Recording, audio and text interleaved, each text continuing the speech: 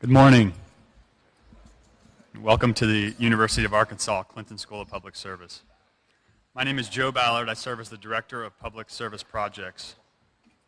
I think as most everybody in the room knows, August is always an exciting time here at the Clinton School. Each August we welcome a new class of students, and we have the students of the class of 2010 here in the room with this. This is their orientation week, and we welcome back our returning students from class 3. And not only do we welcome them back to the Clinton School, but we welcome them back from places all over the country and all over the world.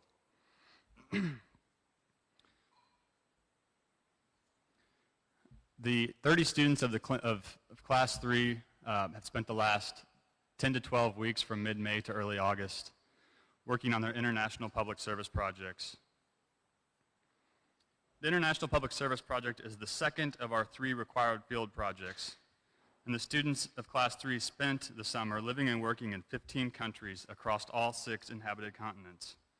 Students worked with international non-governmental organizations, community-level grassroots groups, local government offices, and national and international state agencies on projects related to education, agriculture and food security, economic development, public health, and almost any other public service issue area you can imagine. Today we will hear from 18 students from Class 3 that have returned from the international projects. Our panels will consist of 3 to 4 students each, and will begin on the hour at 10, 11, 1, 2, and 3 p.m.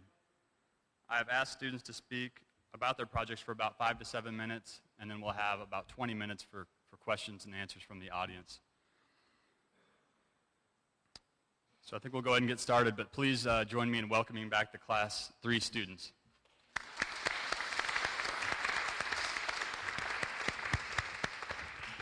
We've also, on the TVs here on the side, have photographs that students have sent in of them on their international projects, and many of them are pictures of students you'll hear from today, and then some from some of the students that weren't able to make it back. So please enjoy those as well as our presentations go. So I think we'll start with Mr. Swearingen. Thank you, and good morning. As Joe said, my name is Russ Swearingen, and hold the mic. Talk into it. We'll bring it right close.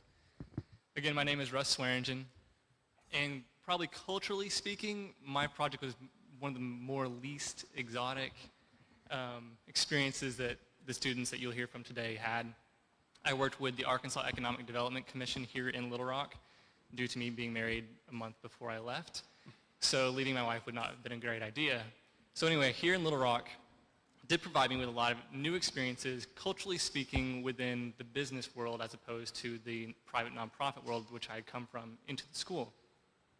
And so what is Arkansas Economic Development Commission, or AEDC? It is probably the most influential business development engine within the state.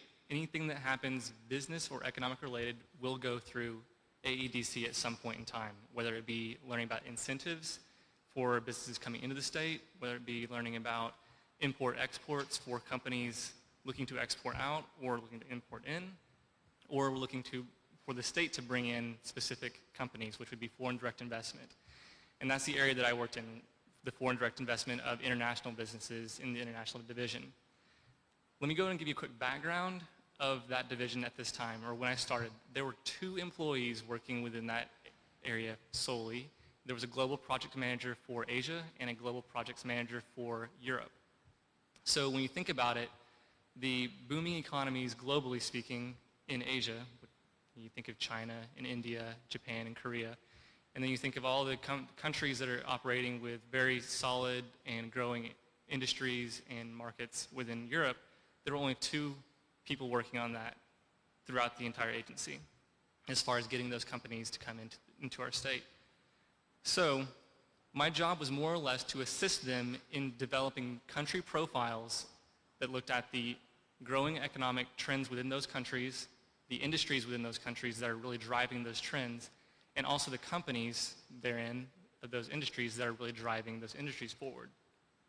And my hope was to find a certain company or companies that match the target industry areas of Arkansas, which there are many, and I won't go into those, but trying to find those companies to come into the state. Basically what I did was research and analysis. It was it was looking at the financial statements of those companies, looking at what they do, how does that fit into the state, and where within the state they would fit in best. So my three major activities were developing those profiles that I just talked about. And then I also looked at finding and getting information for trade shows, both for companies here in Arkansas who are looking to find other companies or other industries within this country or within other countries, such as the wind industry or the automotive industry or the aerospace industry, for example, where they could meet other companies and they could meet up with other countries or agencies that would help drive economic development in those countries or other states. And then thirdly, I would help out with international business forums. Specifically speaking, there was a forum for the existing Japanese business leaders within Arkansas. So companies like Nucor Steel or the Hino plant up in northeast Arkansas, they came into Arkansas, or into Little Rock, to discuss what they've been doing, the products they were producing, how the incentives were working for that country, for that company, and then how they in turn were impacting the state economically. You might be wondering, how is this all public service related, other than the fact that it's just public driven? And basically, the most interesting aspect of that is that working for a state agency makes you accountable to every stakeholder in the state. Anyone who pays a tax is now a stakeholder. So I'm not looking at people who are donors or philanthropists or people who are just looking to be charitable. Every one of you who will be paying some sort of tax in the state were my stakeholders. So in that sense, my public service was probably one of the more competitive when you think about it, in that we were competing with other states and other economies, both nationally, regionally, and globally, and really trying to provide some sort of economic stability, some economic prosperity for our state, and really overall help the people of the state in terms of employment opportunities, in terms of growing economy, and just availability of, or I guess kind of the status of life, so to speak. So in a nutshell, that's what I did this summer. Again, I was probably the least culturally exotic of all of us, so I'm going to pass it on to those of us who have been to foreign and wondrous lands. Thank you, Russ. Molly? Oh, you want to? Okay. Is this good? Can you hear me? My name's Molly Brunkow, and I spent the summer in Nepal, outside of Kathmandu, in an area called Duakat, outside of the Bhaktapur district, working with a school called the Nabeen School, which was a elementary school through class 10. And I also I split my time between two countries. I was also in India, working in Calcutta at a school. So my projects were education-based in India and Nepal. As far as the work that I was doing, my international experience is it was very complicated and hard for me to explain in 5 to 7 minutes, but it's about not really the deliverables that I worked on, but just the understanding of what it was like to be in a country like Nepal, especially particularly at the time that I came to Nepal. Within 1 week of landing in the country of Nepal voted out the 240-year-old monarchy. So it became a republic and a democracy for the very first time. And I was there for that. And it had a huge impact on my experience the whole time, because I was working in a country that really was just becoming a country for the very first time. And it had a huge impact on everything that I was doing, from transportation strikes to petrol strikes to education issues occurring, because following the monarchy being kicked out, basically, they shut down schools for 2 weeks. So I was working on education, and there were no schools open for 2 weeks. So that's kind of the beginning of my project. But what I was sent over there to do was to work with an organization called ALL, which stands for Access to Living and Livelihood. And I was sent there to start establishing service programs at the school to try and get students civically engaged and active in their community using service learning, which is a very new concept even here, I think, let alone in a country like Nepal. And the twist of it was I was going to go to India to study a school that actually was doing these service programs at the same time. So that was why I was splitting my time between two countries. So I went from rural Nepal to urban Calcutta to try and study education and working in schools. But I think I'll talk less about my deliverables because it's, like I said, very complicated. But overall, I think what I learned this summer was, I mean, hands down, I had the most amazing experience because I was living in a village with a family. Let's keep saying it out. I got to go to see two different countries in the same region, which are often compared and are completely different. A huge country like India and a very small, unknown country like Nepal, right on the cusp of it becoming a republic and a democracy. You can't even put into words kind of how amazing it was to be there. And I really became part of the village that I was living in. And I mean, it helps when you're the only Westerner white woman for 40 kilometers in 4 village regions. So I was pretty, they took me in and they like made me one of their own. But throughout my project, I guess, everything that was going up and down, there was a constant theme of leadership. And here at the Clinton School, one of our key things that we're trying to become is leaders in the public service field.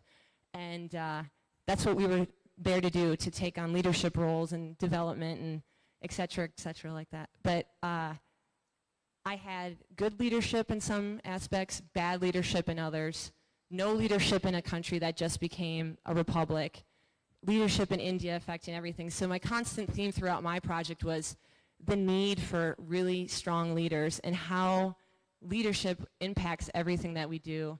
And it highly impacted my project from having dynamic leaders who could run organizations in areas like Calcutta in the most miserable conditions with absolutely no resources, to no leaders at the school, but people stepping up and now taking on positions. So I have a lot more I could go into, but overall, I think I just learned so much from being in a country that I've never been in, never been to South Asia, never tried to work.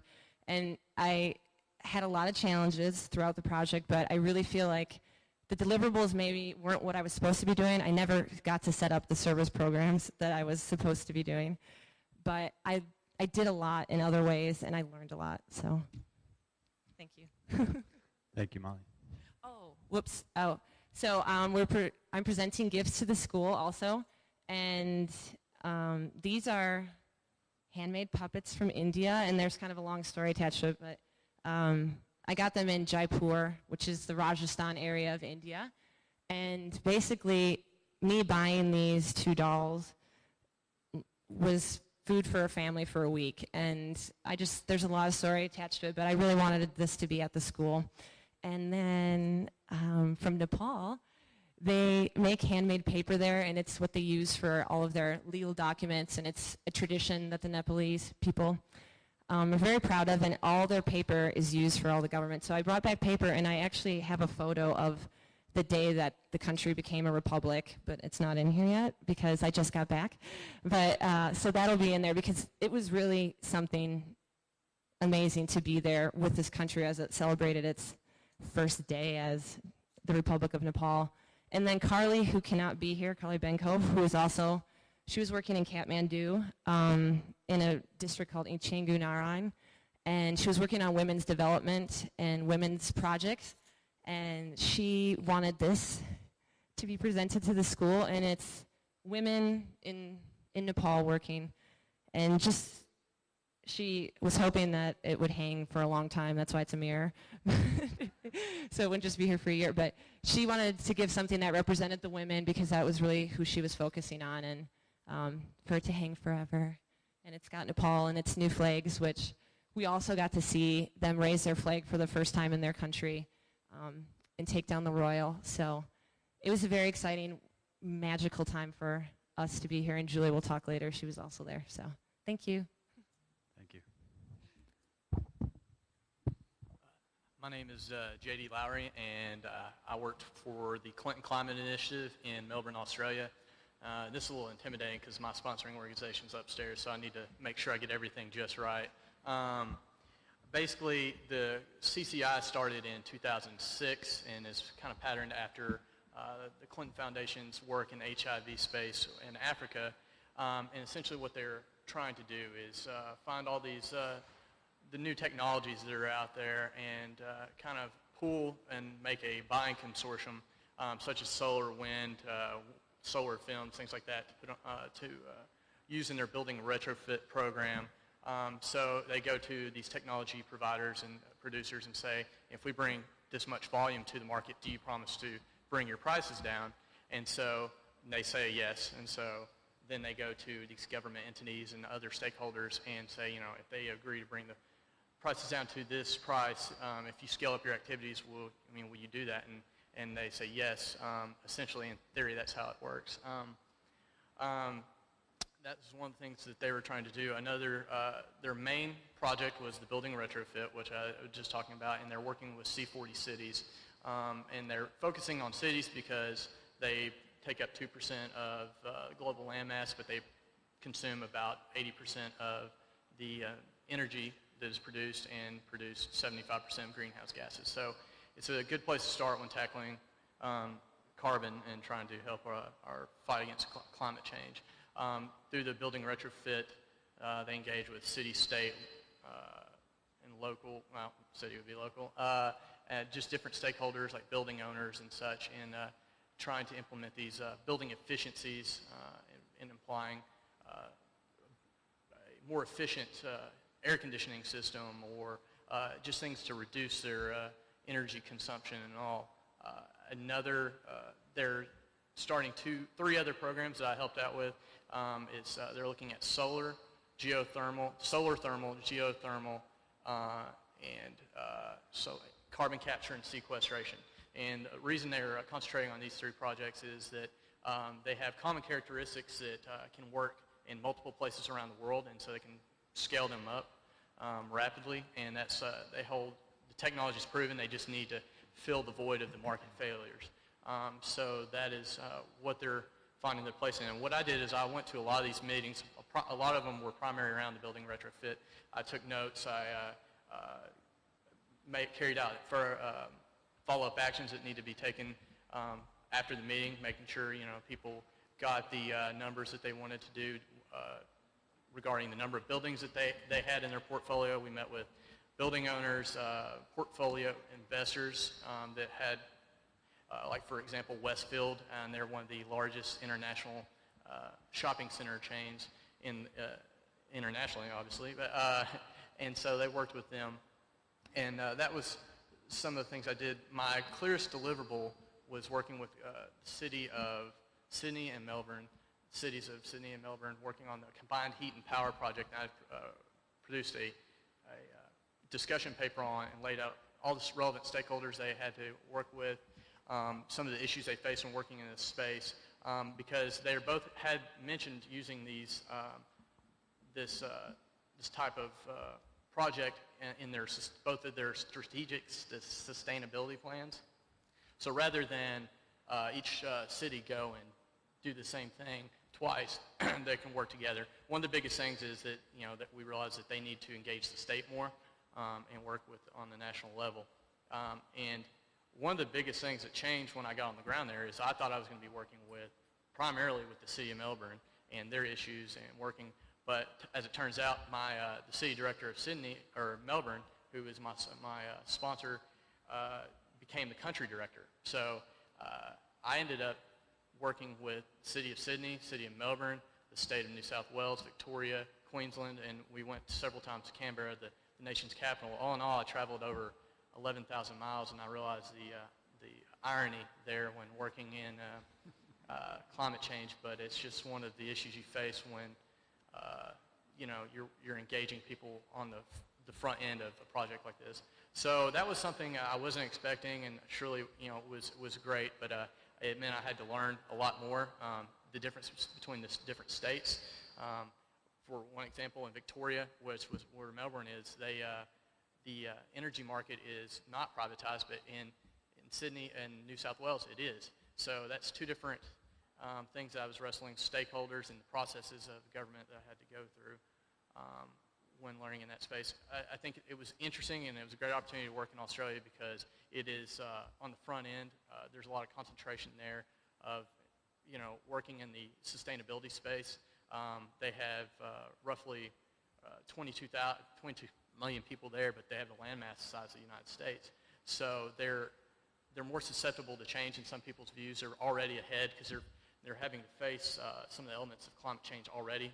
Water is a huge problem with there, and so any projects that they can do to conserve water, they're way ahead of a lot of people there. Also, CCI is in my view, putting a lot of resources there because they see it as a gateway to the Asian marketplace because of their strong working ties with there. And as many of you know, that is a country or an area of the world that we would like to work more closely with we need to if we're really going to combat climate change. So it's kind of hard, like she said, to fit in everything that I did this summer, but I just wanted to kind of give you a brief, confusing overview of it. But when barring bringing back a live koala for the school, which I really wanted to, I decided to bring back their delicious spread that they use for breakfast there, Vegemite. So I'm going to put this back there and some crackers so anybody would like to dare try this, be my guests. But of course, you knew I was going to bring a boomerang back because, what else is there that is iconic of Australia? So that's it, and sorry I'm kind of scatterbrained on it. I just got back Saturday, and my sleeping schedule is still not back. But I just wanted to take this opportunity to thank the faculty and staff of the school for giving me this wonderful opportunity to take advantage of. I've learned so much, and giving me the tools to actually engage on a different level that I never would have been able to. So, and also I'd like to thank my parents for supporting me. They're back there and giving me the opportunity to take advantage of the school. So anyway, thank you. All right, Chance. Can you hear me? Okay, well, my name is Chance Williams, and I went to Mompe, Cameroon, and you will hear from two other students that were in that area with me, so there's a lot to say, so I think maybe we can cover it with three people talking about it, because we went through a lot. But the organization that I worked with was called United Action for Children, I guess, set up the project, which is a nonprofit organization in Cameroon, and they linked me up with Voice of Manu Rural Radio, which is a radio station in Manu Division. And I guess between the two organizations and the logistics part of my project and the work part of my project, I guess my actual work part of my project I would describe as a living case study of a lot of the craziness that we studied in the last 2 semesters.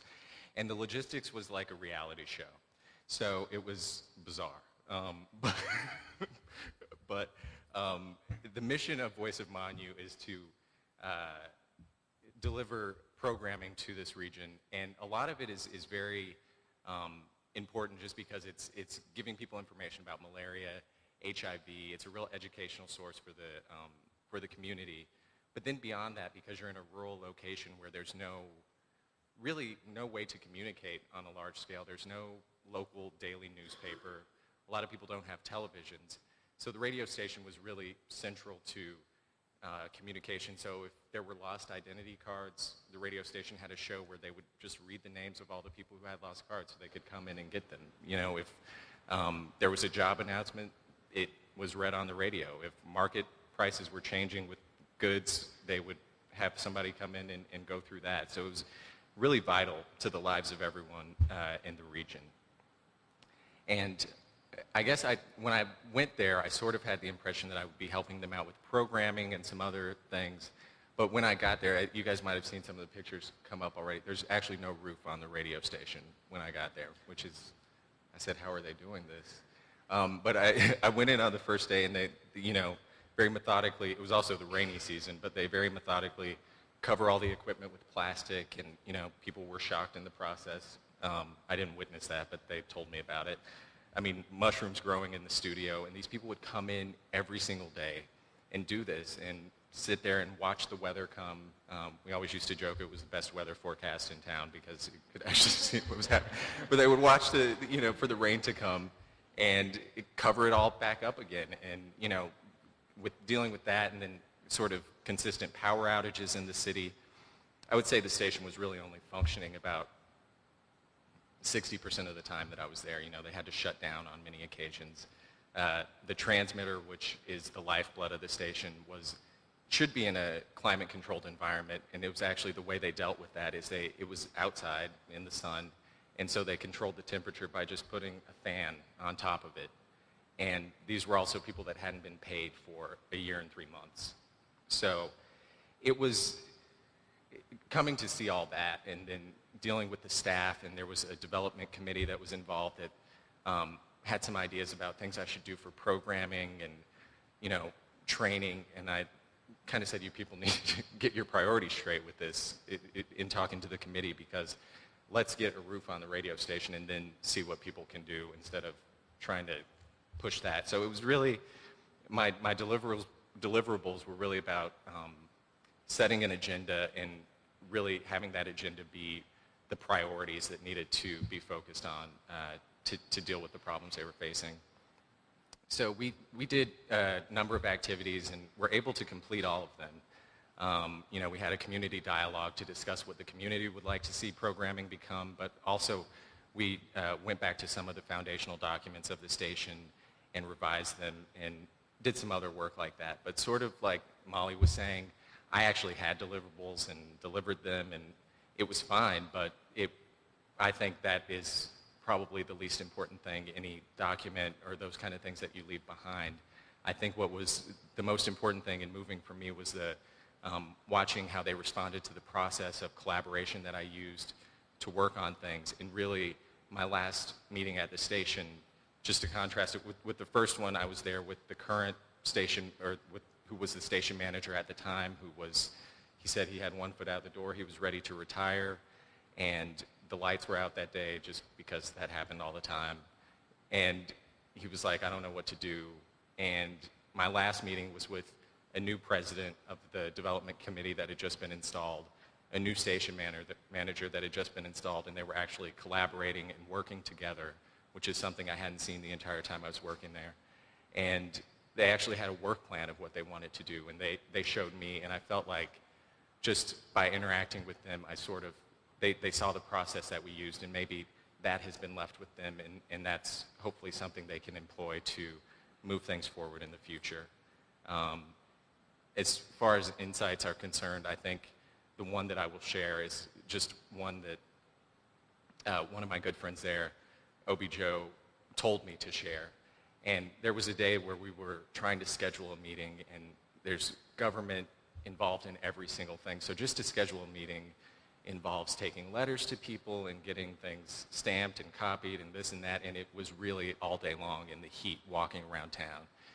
And I said to him, what it takes me one step to do in the United States, it takes you guys 10. And he said, just make sure people understand how hard we work and how hard we work to go not a very far distance in accomplishing something. And I saw that. There's so many obstacles in the way to just doing something very simple like making a photocopy. So that's my insight, and I'm done. Great, thank you.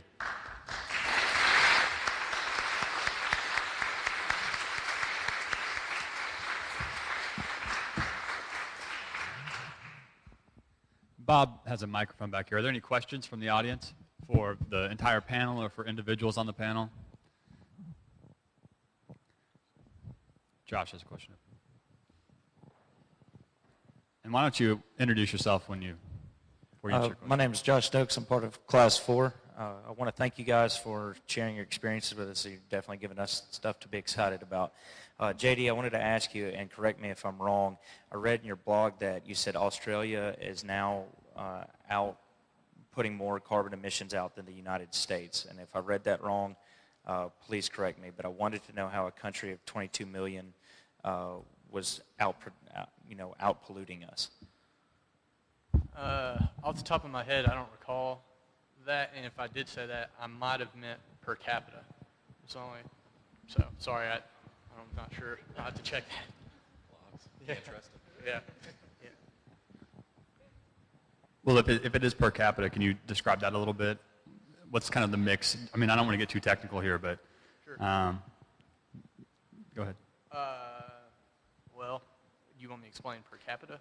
No, is there is there anything sorry. unique to the Australian context of pollution? I know in New Zealand the primary polluter is actually agriculture, not Right. manufacturing. Is that similar to, I know you worked in the cities, but No, across I mean Australia? it'd be primarily their cities and their industrial use. So agriculture is a big deal, but agriculture is a bigger deal in New Zealand because there's more livestock than there are people. But yeah, I'm sorry if I'm. Yeah, I mean it's just that's their biggest missions, and I'll be honest, I don't remember right off the top of my head.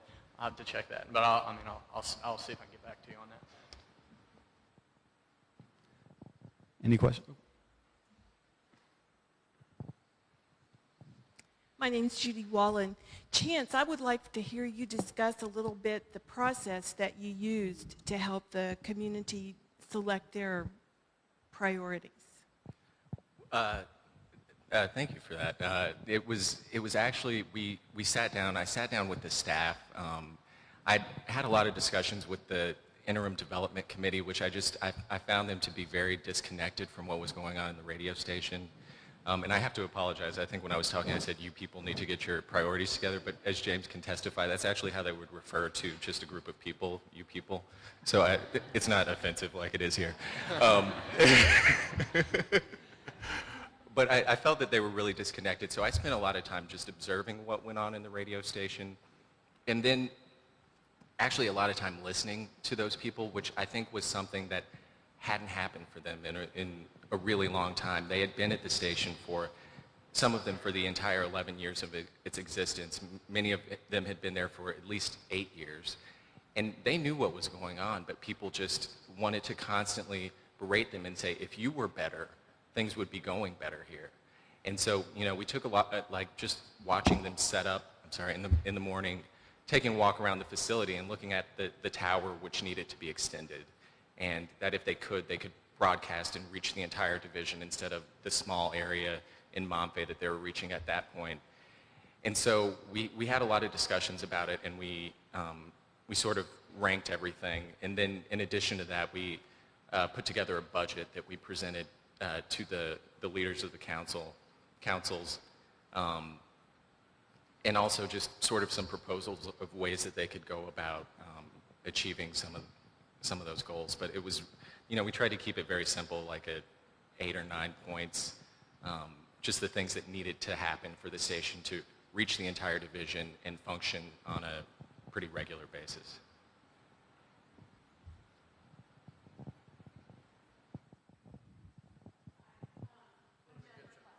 Thank you. Jennifer Hicks, Class 4. Chance, I was just wondering if you could kind of discuss, you know, you addressed that disconnect between the kind of administrative committee and actually what was going on the ground. Can you just kind of discuss kind of maybe where that came from and why you think that developed that way? Sure. Well, I think it was, a lot of it was they had, the station had been struggling for years, and they made the decision to, you know, when things just got really bad, I think it was in February, they said, okay, let's just turn this over to the councils, which meant turning it over to their proxies, which are the mayors and leadership in government. And that was a decision that was made by the old station manager, and I don't think was a very good one, nor did the staff. And it was, you know, he told me, he said, you know, I thought that they would do the right thing and take care of us and take care of it. And I was like, I got to tell you, I've been here for a few weeks, and I don't think your government is the type that's really going to step up and do that or has the capacity to. So this committee had just been appointed, and a lot of them were, I think, politicians who maybe had their own agendas, had their own priorities, and I think making an investment in the radio station monetarily was just something that they didn't really, I think, want to do. So I think it was blame shifting, and also I think it was just not effectively interacting with the staff to really see what the needs were So it was, I mean, it was just very contentious. And they were also trying to bring in a new station manager, new leadership from outside, and sort of just constantly telling them that they didn't have training, they didn't know what they were doing, just sort of berating them. And I think basically what it came from is them not wanting to step up to the plate and deal with the issue themselves. So.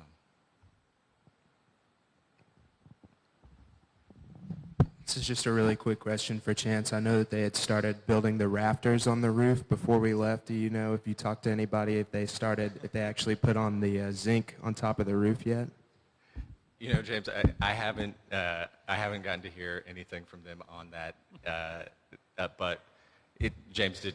That's a good point to bring up. They did finally start putting some zinc on the roof, and I think when I left, there was the area in the very back covering the transmitter had been covered, so that was progress.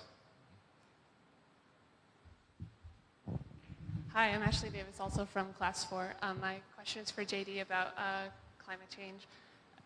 Just wondering if you have any insights or if you gain any insights while being in Australia as to differences in public attitudes towards climate change there, just because I know that, as you said, they're facing a lot of these things right now with water shortages, whereas in the U.S., you know, we aren't seeing it right now. And also just if there was any sense of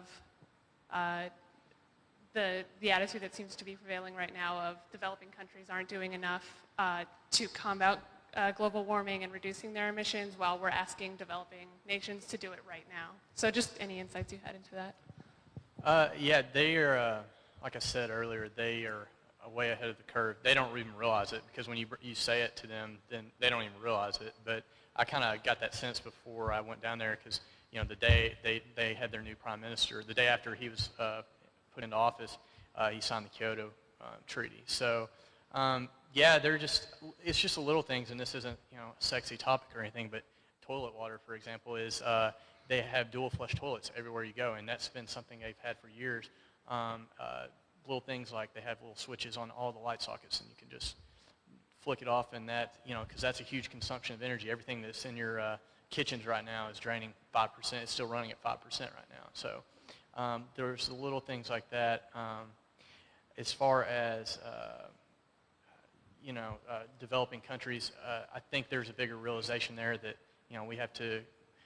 There's a dual thing you have to do. You have to work and take care of your problem first, and I think that's what most of them are worried about because, you know, but in work with these developing countries, like I was mentioned, areas in Asia, in India, and things like that.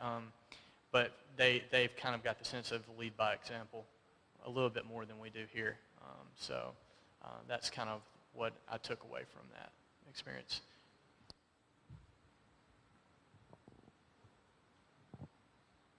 Hi, my name is Ali Tur. I'm also a member of Class 4. My question is for Molly. You've talked about how you were in Nepal during this time of major change and shift in the government, and I was wondering if you could describe some of those changes that you saw after the schools reopened, after those 2 weeks of being closed, and what the future of education may look like in Nepal, given your experiences there. Thank you.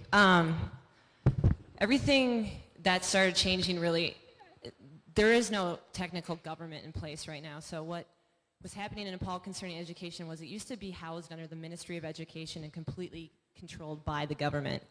So right now what the people are asking for is decentralization and to take over control of their schools in the different districts that they're living in. But as of now, there's no one there to do it, and it's not in place. So as far as changes that kept occurring were, they've always used strikes as their only form of any power for the people. So strikes actually just kept continuing, which I think Nepal thought that they would actually cease for a while, but the strike for the school was actually because there were no books. So the students striked because they wanted books. Makes sense. And they had to use the paper to print for ballots. So the government chose the election for printing ballots as opposed to books for educating the students. So right now, they're still using the only force that they have, which is strikes, and those continue to happen. But there is a complete realization from all the people who are in education, who are principals, from the people who I was talking with, that they want the power to say, what our school should be doing, what we want to be teaching, and someone in Kathmandu doesn't understand what's going on in this rural village because they have, 4 walls. We don't even have 4 walls. So I think there's an air of hopefulness, caution going on in Nepal. Everyone is, very cautious because it was the Maoists were the ones who actually won. And now the Maoists are not the president, but as of Monday, the Maoist leader became the prime minister. So you're working now in a government that has 3 different parties leading it. There's no constitution. And the needs of the people rank education is up there, but again, they need food, they need clean water, health is huge. So all the priorities still need to be named, but the young people, I think, are aware that education is important. And I actually did a lot of work in the village talking to parents and interviewing and asking them what their greatest needs in the community were, and they kept continuing saying, we need education. So I think the people, if they continue to be able to speak instead of maybe striking, things will start going. But as of now, strikes are the main.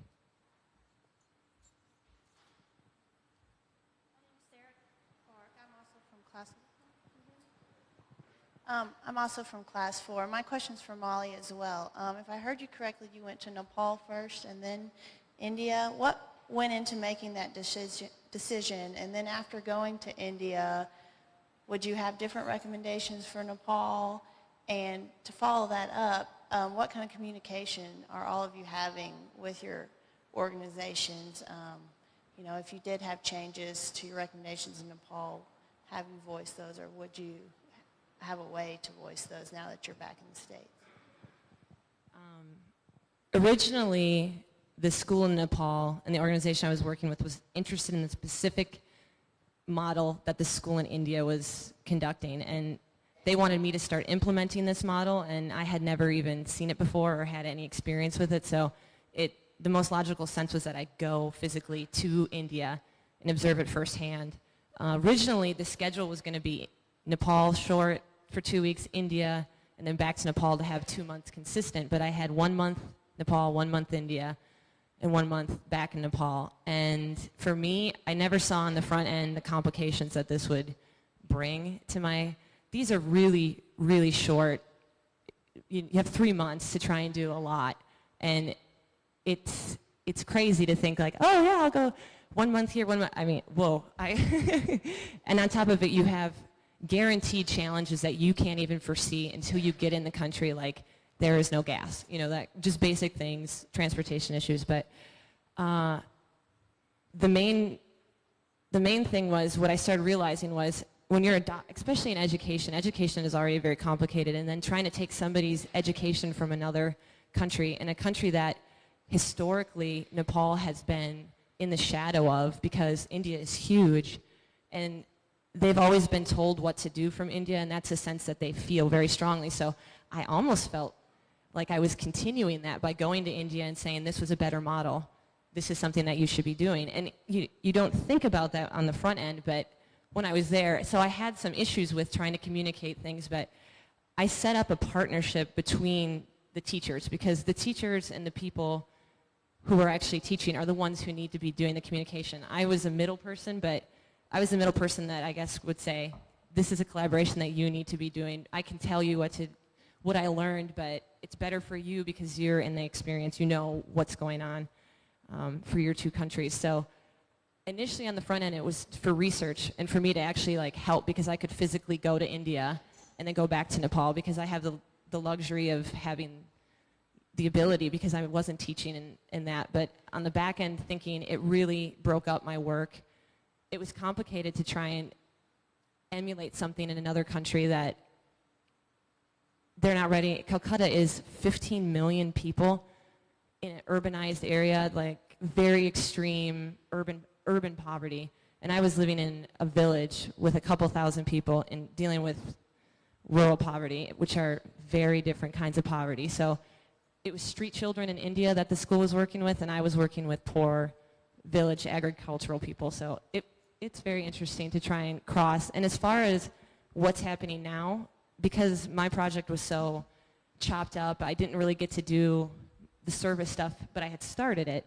So they have email, which is great. So I've already heard from all of them.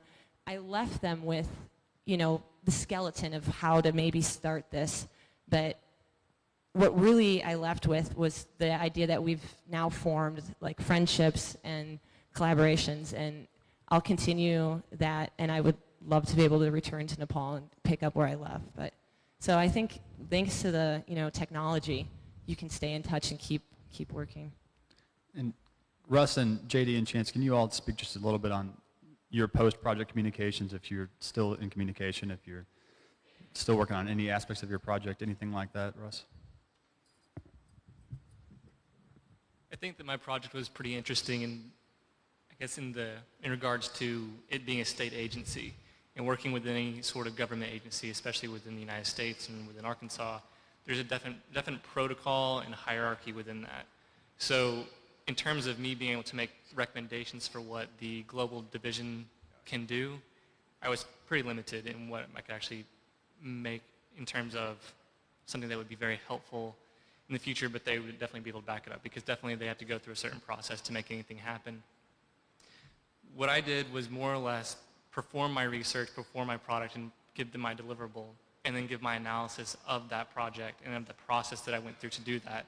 And was it efficient? Was it not? Was it effective for them? Was it not? What could have been done better? What could have been done a little with less intensity? So I guess that's my main communication between my project and what I did in the agency itself. In the future, the nice thing is that my agency is right down the street. I can walk down to them pretty much any time and pop in the door and say, hey, I read this in the newspaper today, and barring confidentiality rules, I could probably be able to give my insight from a student perspective and from a citizen of Arkansas perspective. And I definitely have that attachment to them, is that as a taxpayer, they are accountable to me, and they're accountable to all of us. So that's kind of my communication. It's a little less direct than I would say that most of those students have had, but nonetheless, it still exists, and it's something that they do take seriously. The question is, are we still in communications with our sponsors? I think Sara was curious how you're communicating with them, if you are, if it's a part of your project, or just informally with your host after your project. Yeah, I mean, I in my letter to my supervisor when I left, I said, you're probably still going to receive a lot of emails from me asking a lot of simple questions and asking for advice, because he's very knowledgeable, and it's a contact I made that I should fully utilize, and we developed a friendship, and we could do that for each other on various levels. Throughout my project, I couldn't help but thinking of, well, how could this apply to, what am I doing here that could apply back home in Arkansas or back in the United States? Although, a lot of these projects are simultaneously happening other places. I myself am very interested in staying in Arkansas once I graduate and things like that, although I don't know if that's, what will happen, but that was one of the processes that was going around in my head there, and so I'd ask him questions in pertaining to that, and on the different variables that make different projects successful. So I'm very confident that he will be receiving emails from me constantly regarding these sort of things. Part of my project was doing research and qualitative research. So based on observations, I did make some recommendations upon leaving, and I did email that to them actually from the United States, because I had to get away from the internet in Cameroon because it was so slow it was driving me insane. So I have done that, and I'm very confident that I'm going to continue to be in contact with them. I already have been by email. It's of course very slow because for them, I think there's not very, from what I observed, there's about 5 computers in town that have the internet, and it runs slowly, and you have to pay money to go. So that's going to be probably not the most effective means of communicating, but I'll Skype and I'll call them. They told me to. They were like, you will call me and I will call you. And I was like, yeah, okay, we'll do that. But I think it's more on a friendship level, and that was something that I really kind of, a conclusion I came to as I was leaving is that I can't take all of this on my shoulders, like all of their struggles and all the things that they were dealing with. And I think I wanted to leave them with the sense that everything that they would be facing in the future, I could be there as a friend to consult with them, but that they had the ability to do things. And Obi Joe, who I watched go from being a member of the staff that would really rail against the status quo, change agent, threatening strikes and protests, and I love the guy, but he ended up being the station manager. And he took me aside before I left, and he was like, you have to help me. You have to help me when you leave. He was like, you cannot let this man fail. And I told him, I said, Obi Joe, you won't fail, because the reason why you've been given this position is they believe in you, and they believe you have the ability to do this and to change things. So I really, as much as I will be in contact, I don't want to be in contact in a way where they feel like I don't know, that I'm the person that's going to be there to help them, because in reality I just can't, you know. So We have time for one more. I know you all probably had many great moments, but what was the moment, being as it's an educational project, what was the moment that was that aha moment, this is why I'm here?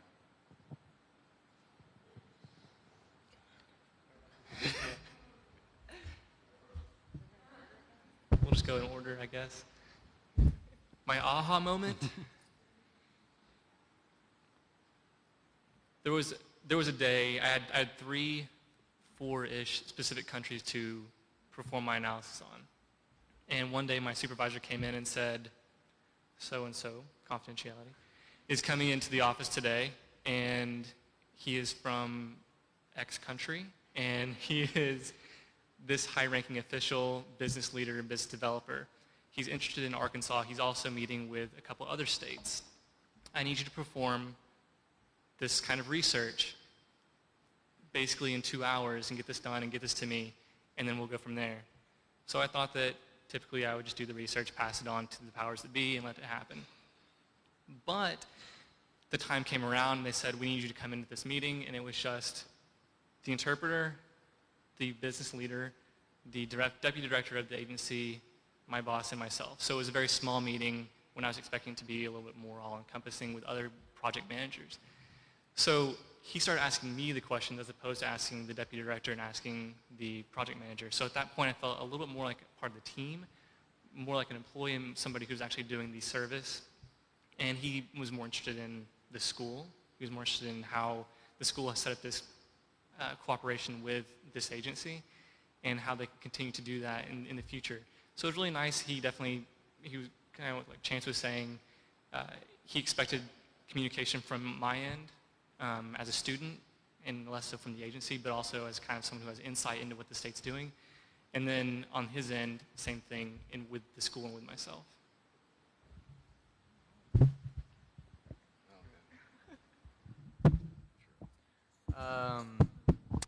Well, I had several, but humility was a big part of it, because when I got there, it was probably day one, and they started talking. I realized how how ignorant I was on these issues in this space that merges new technologies and economics, which I'm neither a scientist or economist. Sorry, I can't speak either. I really learned a lot. Probably the biggest aha moment was when I was doing a lot of background research on the use of combined heat and power for the city of Melbourne, and staking out the stakeholders and the various issues facing that. And then I gave my supervisor this information, and he said, "Okay, great. What would you do? How would you roll this out in Melbourne? And how would you propose this internally so we can have bring the resources for CCI to implement this in Melbourne?" And I was just like, right, because my whole work experience, I've primarily, I produce briefs and research documents, and I handed those over to the decision makers, and they got to do all that sort of thing. And that's when it hit me. I was like, oh, okay, it's time to buckle down and figure out how to do this. He's asking me for real, and I don't know if you noticed in the environmental space, there's a lot of people that tend to be critical, and it's very easy to be critical in the space, but there's not many options that are offered by these same people. So that's when it hit me. It says, you got to put your money where your mouth is, and you have to start. That's the difference between a critic, in actually doing something worthwhile. So that was the biggest shocker to me.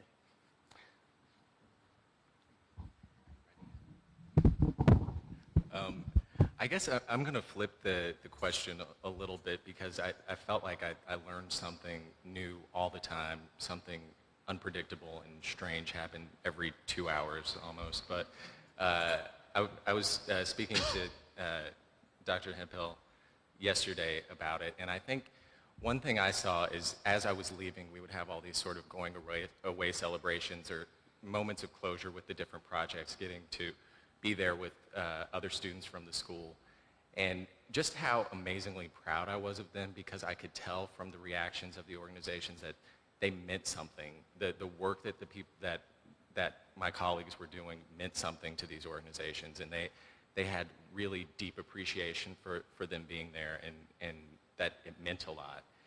And in my case, I felt like the first meeting I was in was, you know, it sort of blew up because someone was there who wasn't supposed to be there. It turned into a shouting match, and it was right away Bob and Alice Evans Peace Skills Workshop for all you Class 3 students. But, I mean, it was a lot of the things that we learned in the classroom were amazingly applicable, and through the practicum experience as well, I did feel prepared for what I was taking on, which before I left, you know, I had a lot of trepidation, and I was afraid that I wasn't going to be able to meet the challenge. But I think just as the new class coming in, I know it's hard to imagine that you're going to be doing this, you know, not even a year from now. But I think you guys will be ready. So. Yeah, this is tough because I feel like you just have aha moments all the time, and you think like, this is why I'm here. So, and they come from educational, but they also just come from like a life, like, I'm here to change this, life-changing, but I guess for educational work-wise, it was really hard for me because of the language barrier, and I would sit in these teacher meetings day in and day out, and I just would sit there like this, pretty much, and they would have really heated conversations all the time, and I always was like, God, I wish I knew what they were talking about, because then I maybe could help. I felt, you know, helpless, like, what am I doing here sometimes?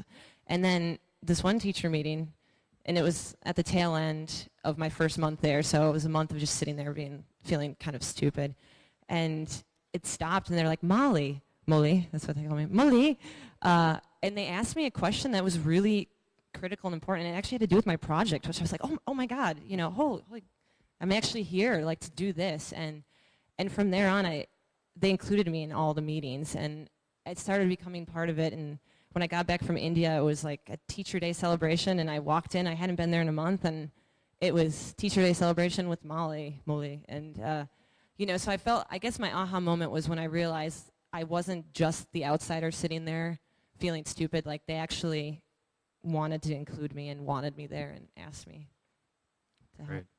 Thank you. Does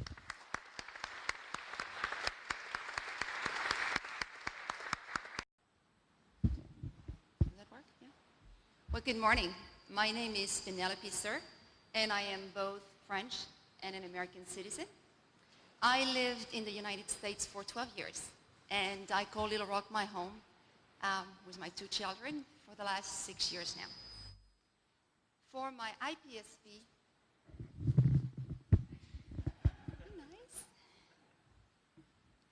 for my IPSP, I was not very exotic, but I did a very meaningful work to me and to both my communities and both my compatriots.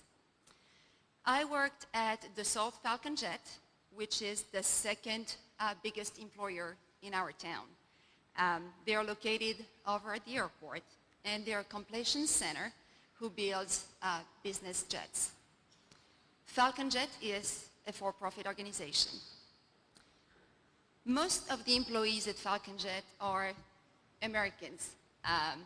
About 50 to 80 of them on a 3 months to 6 years rotation are coming from France. Mainly those people are managers, directors, top management in general.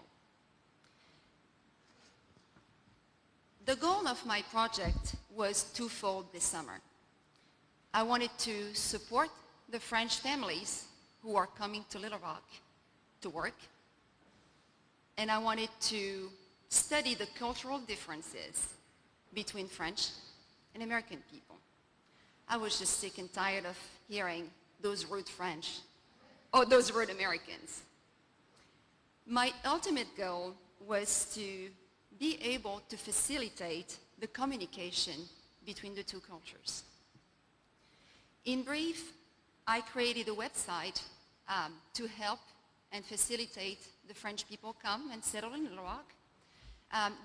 Those are silly things for people who live here, but how do you have a social security number? How do you have a driver's license? Where do you go to put your children in school? Those are very, very big issues for people who settle here.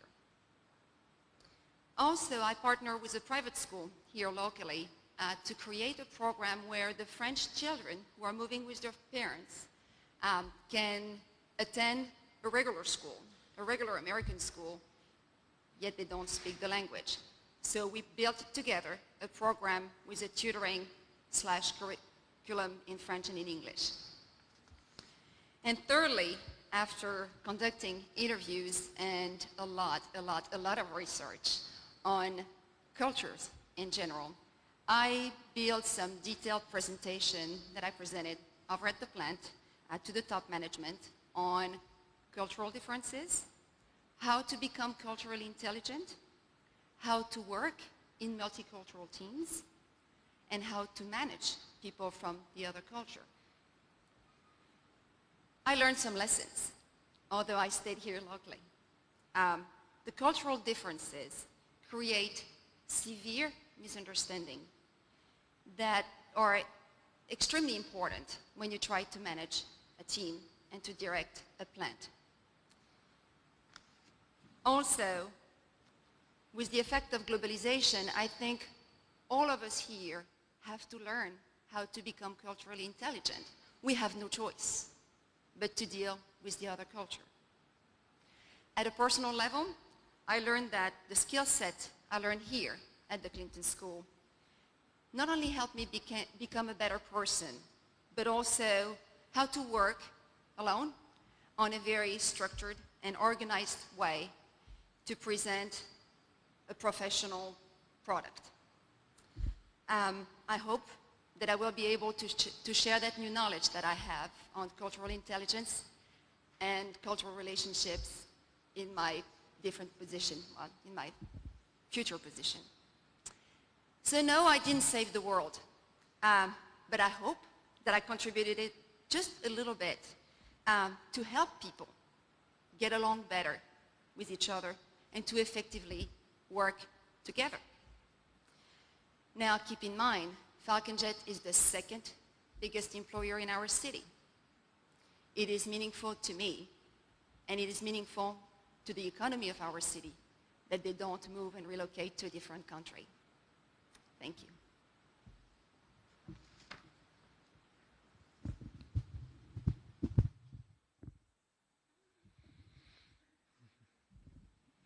Hi, I'm Marquita Little, and I spent the summer at the Oprah Winfrey Leadership Academy for Girls, located in Henley-on-Klip, which means Henley on a river, in South Africa, and that'd be closest to Johannesburg, South Africa. It's about 45 minutes from Johannesburg.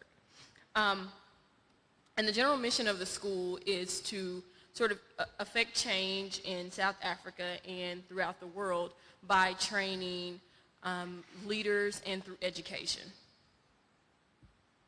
And so they have a very unique approach to how they sort of deliver this education to the young women who attend the school. There's basically a two-pronged approach. You have your traditional curriculum, and then you have the co-curriculum. And so traditional curriculum would be everything that occurs inside of the classroom, you know, math, English, science. And then you have the co-curriculum, which is everything outside of the classroom. And so that could include sports. This is where more of the leadership activities come into play, weekend activities. And so I was working on the co-curriculum piece in the Student Life and Leadership Development Office. The name has changed a few times, so I just worked in the co-curriculum department would be the best way to describe it. And my general or overall goal it's just to help to develop processes and get things sort of running smoothly in that department. The school is only about 18 months old, so there's a lot of work to still be, that still needs to be done there, just in terms of getting permanent processes into place, and there's a lot of staffing shortages. So right now there's one person in the co-curriculum department, and there's 175 girls that they're providing activities for. And so that's why I was there, because there was a need just for some assistance in that department. And so that was my general goal, but there were basically 3 main projects that I was there to work on. One was their arts workshop, and that's a week-long event that they host every year during one of the winter breaks for their students, and it's just an entire week for the girls to explore their identities through different mediums of art. And so, for example, photography, memoir writing, dance, and so they invite instructors from all over the world to come and teach workshops to the students throughout the week, and then we have a final exhibition. The second project I worked on was with the student government. Again, it's a new school, and so it was very, very exciting because they had just formed their first student government, and we had to develop the working committees, the faculty and staff committees, and I planned a leadership retreat for the first student government. And my third project was to develop a database. The school's in the process of developing a major database, the kind of database that every school would have to hold all of the grades and information, and so that's sort of the priority. But there was also a need in the co-curriculum department to have their own database where you just have general information on each of the girls, so that you get a snapshot of their interests, their personalities, their career goals, and a way of tracking what extracurricular activities they're involved in. And so that was my final project, to develop that database. And I kind of formed a fourth goal on my own. I wanted to make sure that I didn't just finish my projects and move on.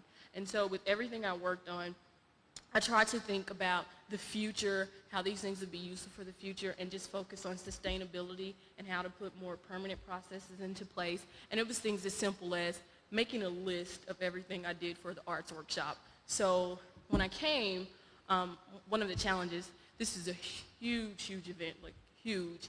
And they said, it started in 3 weeks. And I went, oh, where's the list of everything we still need to do? Well, we're working on that list. So they didn't actually even have the list of all of the things we needed to do. And so that was one of the things I wanted to do, is to develop this list. So next year when you have the arts workshop, you have this long list of everything that needs to be done, from just making name tags to flight arrangements. So that was sort of my sustainability for that project, my sustainability piece. In terms of the leadership retreat for the student government, we developed a sort of a standard program or curriculum, different workshops. There was really where a lot of the things I learned here at the Clinton School came into play, because it's the same thing. We're being trained to be leaders. And so that really helped me to develop and tailor it, of course, to 11 to 16-year-olds, but really the things that you need to focus on. And so teaching workshops on leadership, teaching them basic skills like how to set an agenda, how to take notes. I just made a list of that, actually designed the workshops, developed handouts, and so now the school also has that. So if they want to replicate this is something they already have now instead of recreating the wheel. And then the final project, my database. That was, for me, in terms of sustainability and the greatest impact for the academy. I think the database will really be a useful tool for them. Excuse me. Because it's something that can constantly evolve, fit into the traditional or the main database that they'll develop later. As I said, right now they don't even have that. And so when I presented my final database, and this is my final project, so I didn't get everything done in the database that I wanted, but I thought it was important at least get every girl's name, every girl's grade, every girl's age. And so the first thing that the head of the academy said when I presented that, oh, we don't have to redo this when we develop the main database. We could just sort of do a big dump into the main database. And so that's hours and hours of work, and trust me, I know, because I entered all of it by hand and it took hours. But that was a project that I really, really was was the most proud of, because one of the challenges in forming the school is that you want the kids to get education inside of the classroom, but you also want them to learn things outside of the classroom, and finding the balance. One doesn't impact the other negatively. You're too involved in extracurricular activities, your grades are suffering. And so with this database, they can track by semester or by term every activity that each learner is involved in, and you can look and say, oh, this person has a lower grade point. Maybe we need to reduce one of their extracurricular activities, and just having a way to compare those things. So that's the gist of everything I did, just in addition to the millions of other things that you can just find to be involved in at a new school, and a school that's slightly understaffed. There were just tons of learning opportunities. And I was told when I first came, this is what your main projects will be, but feel free to get involved in anything else you'd like to be involved in. I didn't necessarily have time to be involved in all of the things I'd like to be involved in, but it was just a really interesting experience. And I think the most valuable insight for me was trying to find sort of a common ground with people in a completely different country. People sort of have their assumptions and expectations of you as an American. And honestly, there was sort of this impression that you're going to come and think you have all the answers. And just having basic conversations with people, when people would say, it's really hard here, the economy, it's not good, the cost of food is rising, the cost of gas is rising, we can barely buy eggs and milk. And I'd go, it's really hard in the States, the cost of gas, the cost of eggs, the cost of milk. People work hard globally, and it's not something that's unique to your country. We're sort of all in this together. So I do think that that was the most valuable experience for me, just having those one-on-one conversations. And I'm sure I've gone way over 5 to 7 minutes. But I just want to identify two challenges I also saw that the Academy faced. And one of the challenges, Ms. Winfrey actually said this herself, and I think this is important for anyone who's going into public service, is to acknowledge this challenge, because it's typical of all new organizations. She said, I built the school, and then I thought, this is building the school is the hard part. The easy part is finding the people to staff the school. If I had to do it all over again, I would have found the people who shared the vision and were willing to work hard, and then let them be a part of building the school. And so I thought that that was just one of the most insightful things I'd ever heard. I mean, you know this, but to hear it and really see it in action and see the impact of doing this in reverse. Another unique challenge for the school is a lot of people think it's easy, and the school got a lot of negative press for sort of, just going out, pulling these girls in and not really meeting, all of their needs and this sort of thing. But my last week there, they had started the recruitment process for the new set of the next 75 girls that would come. And I volunteered to help go out and do interviews and test these girls. And we went out into like a couple rural provinces, and we did the testing and we did the interviews. And a lot of the kids, even though they were performing really well at their schools, they could barely speak English, which is the main language that's spoken there amongst tons of other native languages. And a lot of the girls scored really, really low on tests. And so when you really look at what they're doing, I mean, it's like doing the impossible, because it's just like here, if you go into maybe some of the rural schools here or into the Delta regions, and you're saying we really want to find these shining stars, these people who stand out, and honestly, out of 10 students, you may find one. And so it's a really tough mission, and it requires a lot of commitment and staying power, because it's a really tough goal to accomplish. You're really trying to do the impossible. So that's about it. And I brought back a small ceramics piece from Kazan, Natal. It's about 2 hours from Johannesburg. I just really like this because it has all the bright colors, which is typical of South African artwork and the beadwork. Thank you. Thanks. Thank you, Marquita. Ni hao. If Tina is around, Tina knows what that means. That is a Chinese greeting. And my name is Tim Giattina. I'm a student from the 3rd class, obviously, and I was lucky enough to travel to Shanghai, China this summer for my IPSP. No, I did not go to the Olympics, but I did have a brief run-in with Team USA basketball's team. And I'll tell you really quickly, in my building where I worked for the American Chamber of Commerce in Shanghai, the Ritz-Carlton in Shanghai is also in that building. And so I was having dinner there one night after a meeting, and right before the Olympics, the Americans played the Russians and the Australians in 2 exhibition games in Shanghai. So I come out of dinner, and there's a horde of people around. I wonder, what's going on here? And they have a security line at the door of the Ritz right there, and I see the Russian national basketball team, Karolinko, he plays for the Utah Jazz, he walks out. I say, oh man, the basketball teams must be staying here. So the whole Russian team walks out, then right after them, about 5 or 6 Americans walk out, with among them Kobe and LeBron. And so they're completely, I mean, the NBA, for obvious reasons, and basketball is the number 1 sport in China now. I think they estimate over 300 million Chinese play basketball.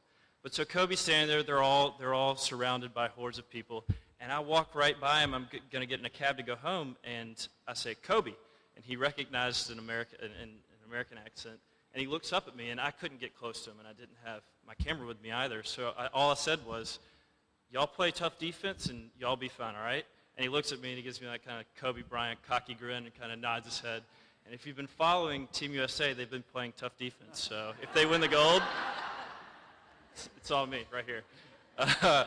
So anyways, like I said, I worked with the American Chamber of Commerce in Shanghai. It's the largest chamber of commerce in the Asia-Pacific region. And I think mine was a little more unique because my project was a little more unique because I worked in the kind of the corporate realm.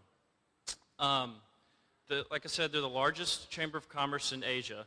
And they have 1,800 members, organizational members, and 3,800 individual members. And they're growing at a rate of 80 new members per month. So that kind of is indicative of the rate of growth you're seeing of direct foreign investment coming into China and those who want to be involved in the new Chinese economy. My project specifically was to create a report on corporate social responsibility and what American companies are doing in China to integrate CSR into their Chinese operations.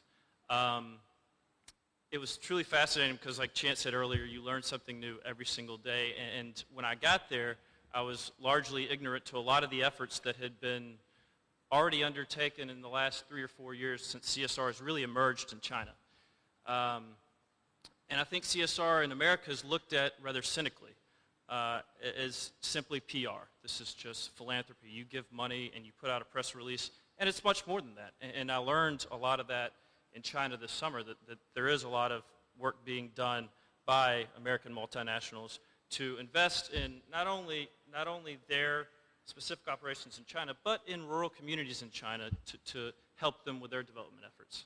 So when I got there, I was presented with 12 companies to research and study, and then pick 5 companies that I wanted to write case studies on. And so from those documents, I actually picked 4 companies and 1 international NGO, the World Wildlife Fund, because I wanted to profile and get the insight of 1 NGO. So the 4 companies that I chose were GE, Coca-Cola, Intel, and Dow Chemical. These are all pretty heavy hitters, as you know. So I wanted to really study what they've been doing. And upon studying and researching and then also interviewing these companies, I found that there's quite a few innovative approaches that are being taken across China right now to implement CSR.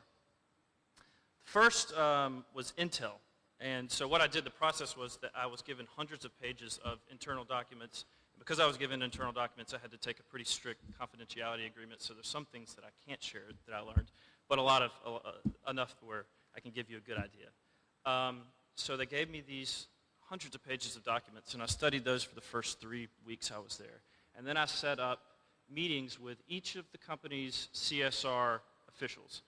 I was a little worried when I got there that they would put me with a communications executive, and there's nothing wrong with communications executives, but I was worried that I'd get in a meeting with them and they just feed me the company line. And luckily, they all have CSR operations that have their own officials, executives at work leading the CSR. So luckily, I got to meet with all these CSR executives.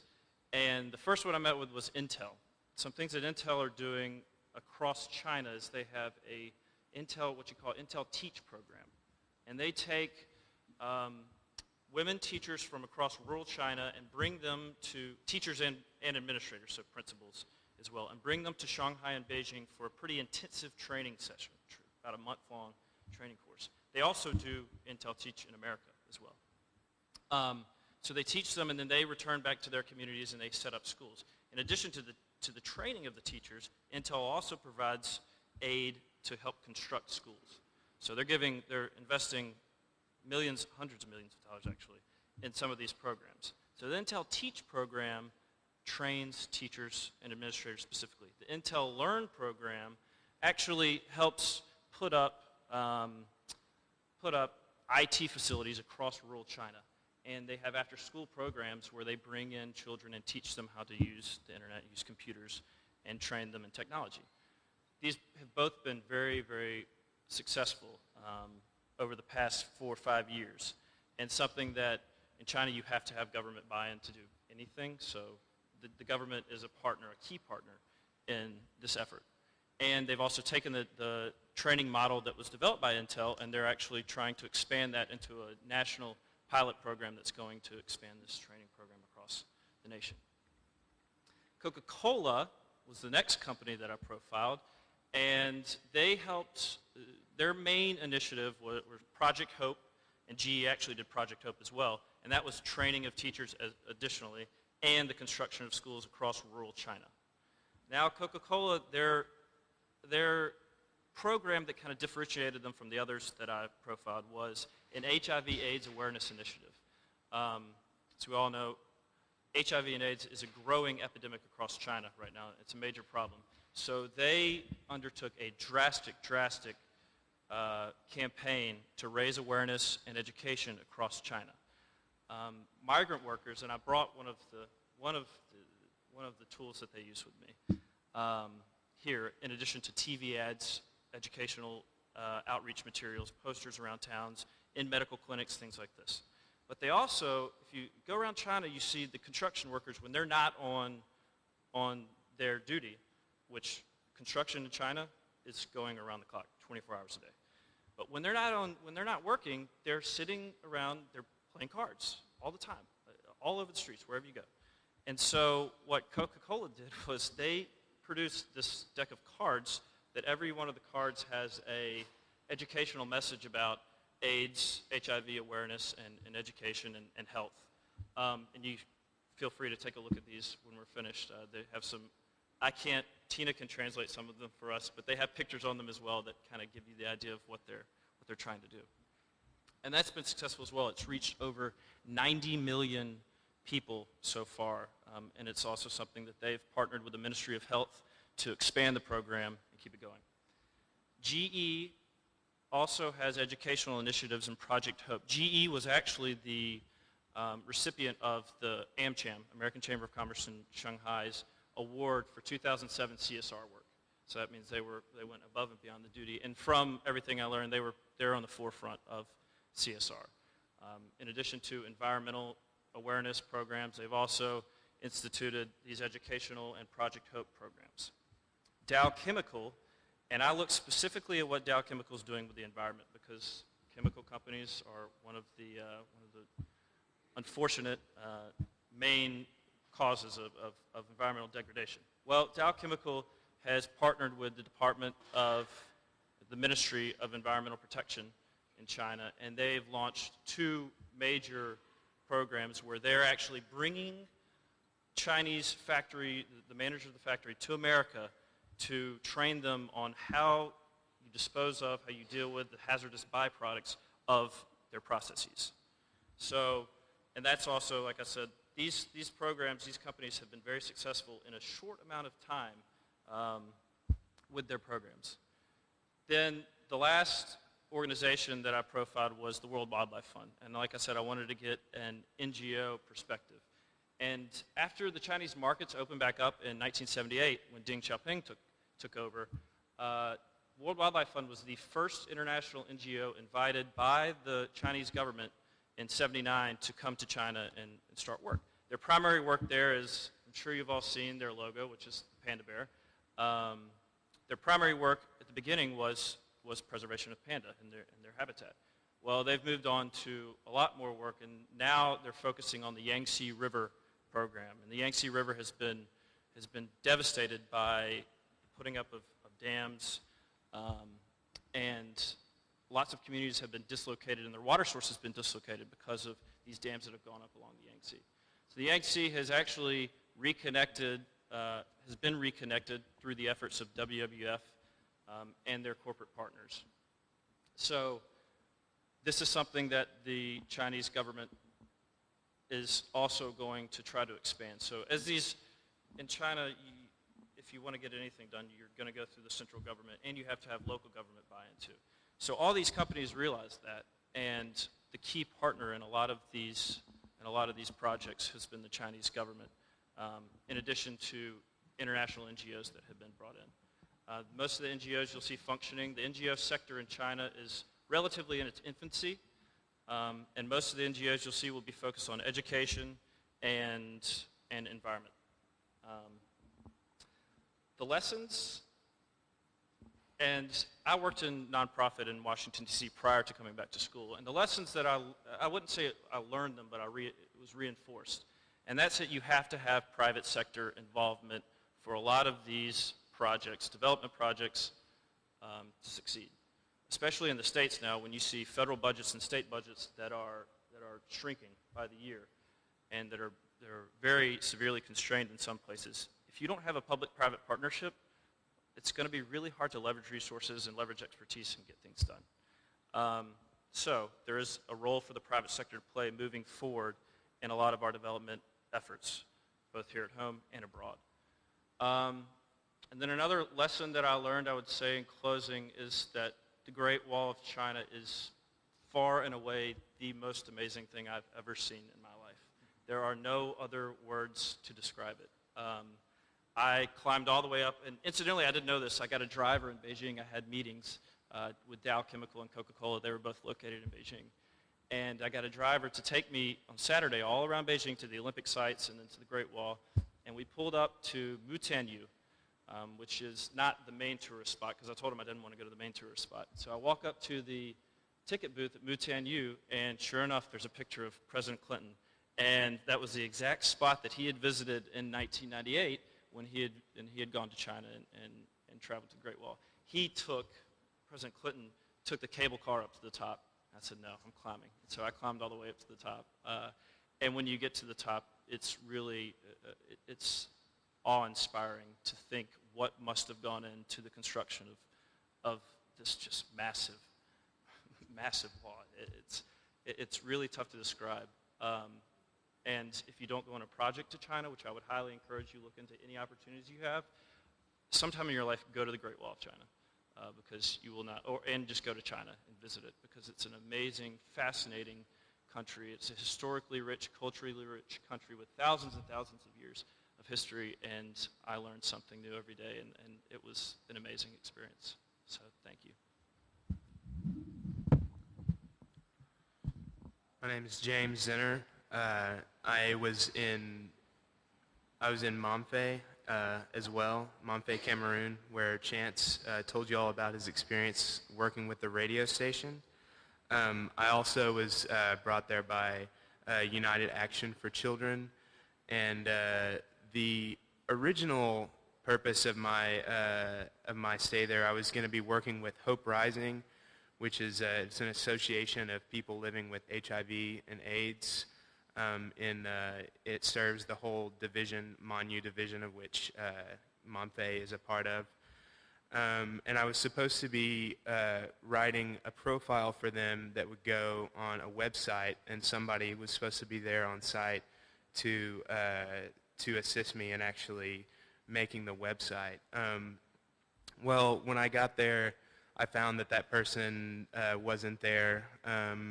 And also found that, internet, as Chance told you a little bit about internet capability in Mamfe, is it's not really there. I mean, you can spend 30 minutes trying to check an email if you want to, but it's just not it's not really a reality. So I ended up, I still was just interviewed a lot of people both in the organization and around town who were working with the organization, different people who were parts of NGOs who had worked with them, and government offices who had worked with them. Basically anyone who I could meet with, because as it turned out, the association only met on a monthly basis, and I had arrived just after the meeting in June and was to depart just before the meeting in August. So I only was able to meet with the entire association once in July. And so because of that, I had, some difficulties in actually trying to put together a profile for them. So it was really anybody who I could get to meet with me to try to find out, what this organization had been doing and what their history had been.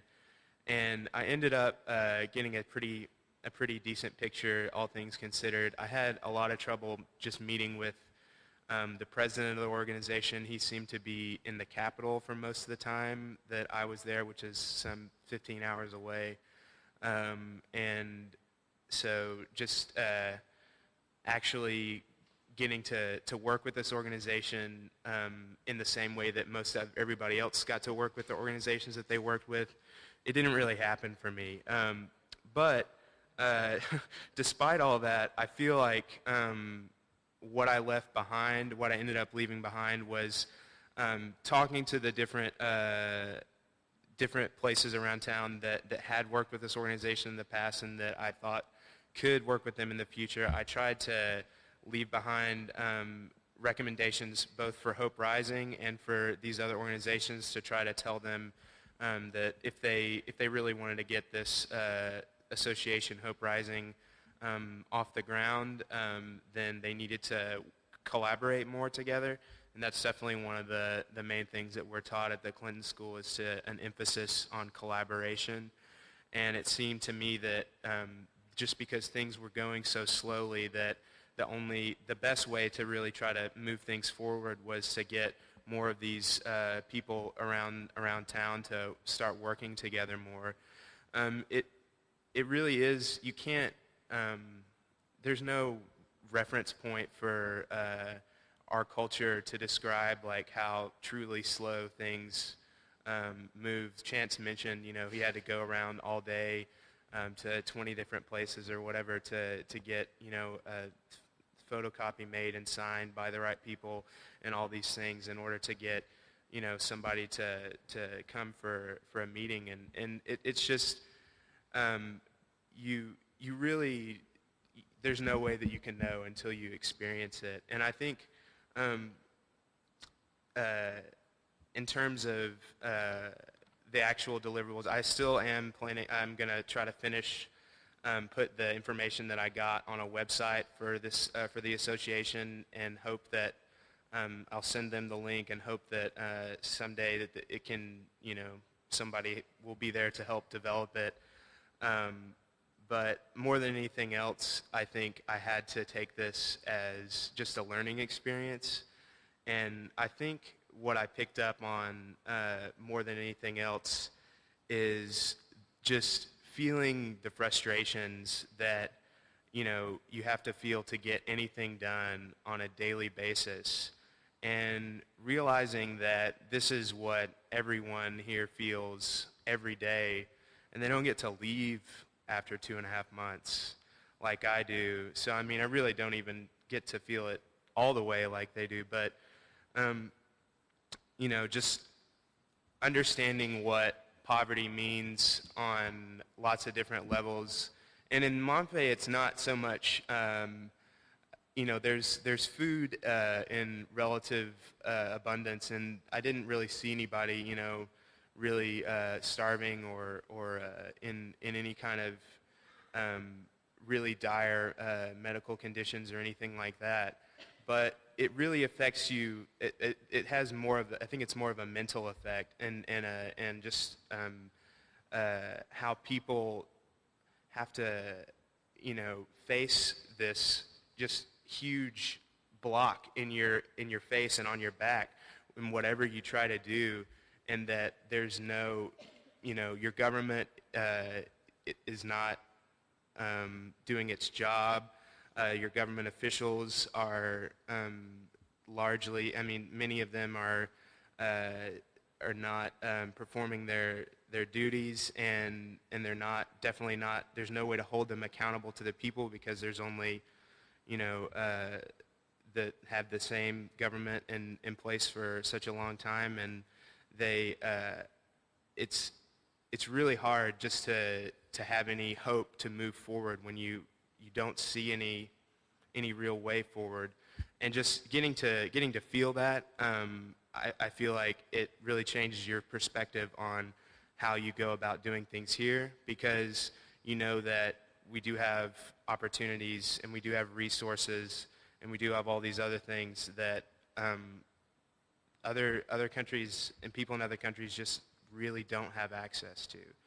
And I think it just it makes you appreciate what we have a lot more, and it also makes you understand the imminent need to ensure that other countries start getting things like accountable government and reliable infrastructure, and how hugely important these things are, and that we really do take for granted, as much as we might, complain about something that's, one government official did, or this road, this pothole isn't being fixed. Yeah, you have no idea what a pothole is like in Mamfe, Cameroon. Yeah, so I think that was probably the best insight that I had in the whole thing. Thanks, James.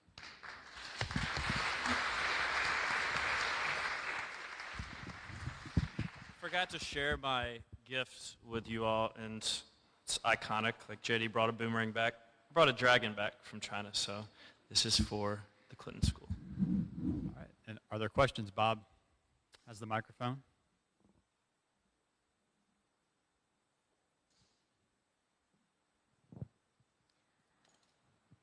Hi, I'm Cole Fallon, a member of Class 4 here at the Clinton School.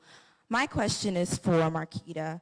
I followed the Leadership Academy since it began about 2 years ago, and I've read about the eagerness of the girls to come and to participate in the school, and their eagerness to learn, some traveling really long distances. My question is, did your experience there change your perspective on the education system here in America, Arkansas in particular, and if so, what ways? No, I don't think it really changed my perspective. I think it just highlighted a lot of the challenges that exist, just period, in urban education or in educating that particular population, which is students who come from impoverished backgrounds. It's a lot of the same challenges. For example, when you have students who come from those backgrounds, typically they've had a lot of sort of trauma in their life growing up.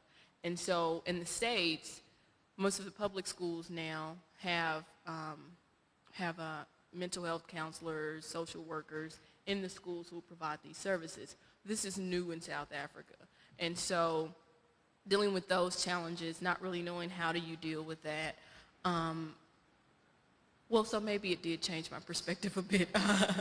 Maybe, I think maybe education here in the States has probably progressed slightly further than I would have initially said. Usually I'd have a long list of complaints about things that should be done and, aren't being done right.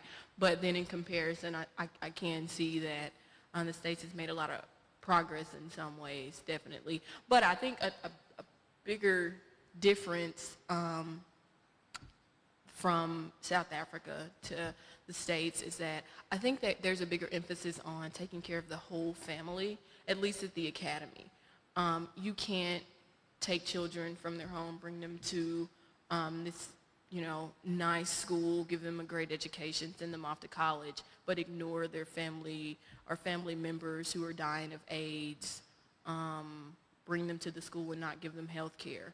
And so those are added responsibilities that the academy has taken on, is to make sure that if there's family members in the home that have HIV/AIDS, they get medication to them.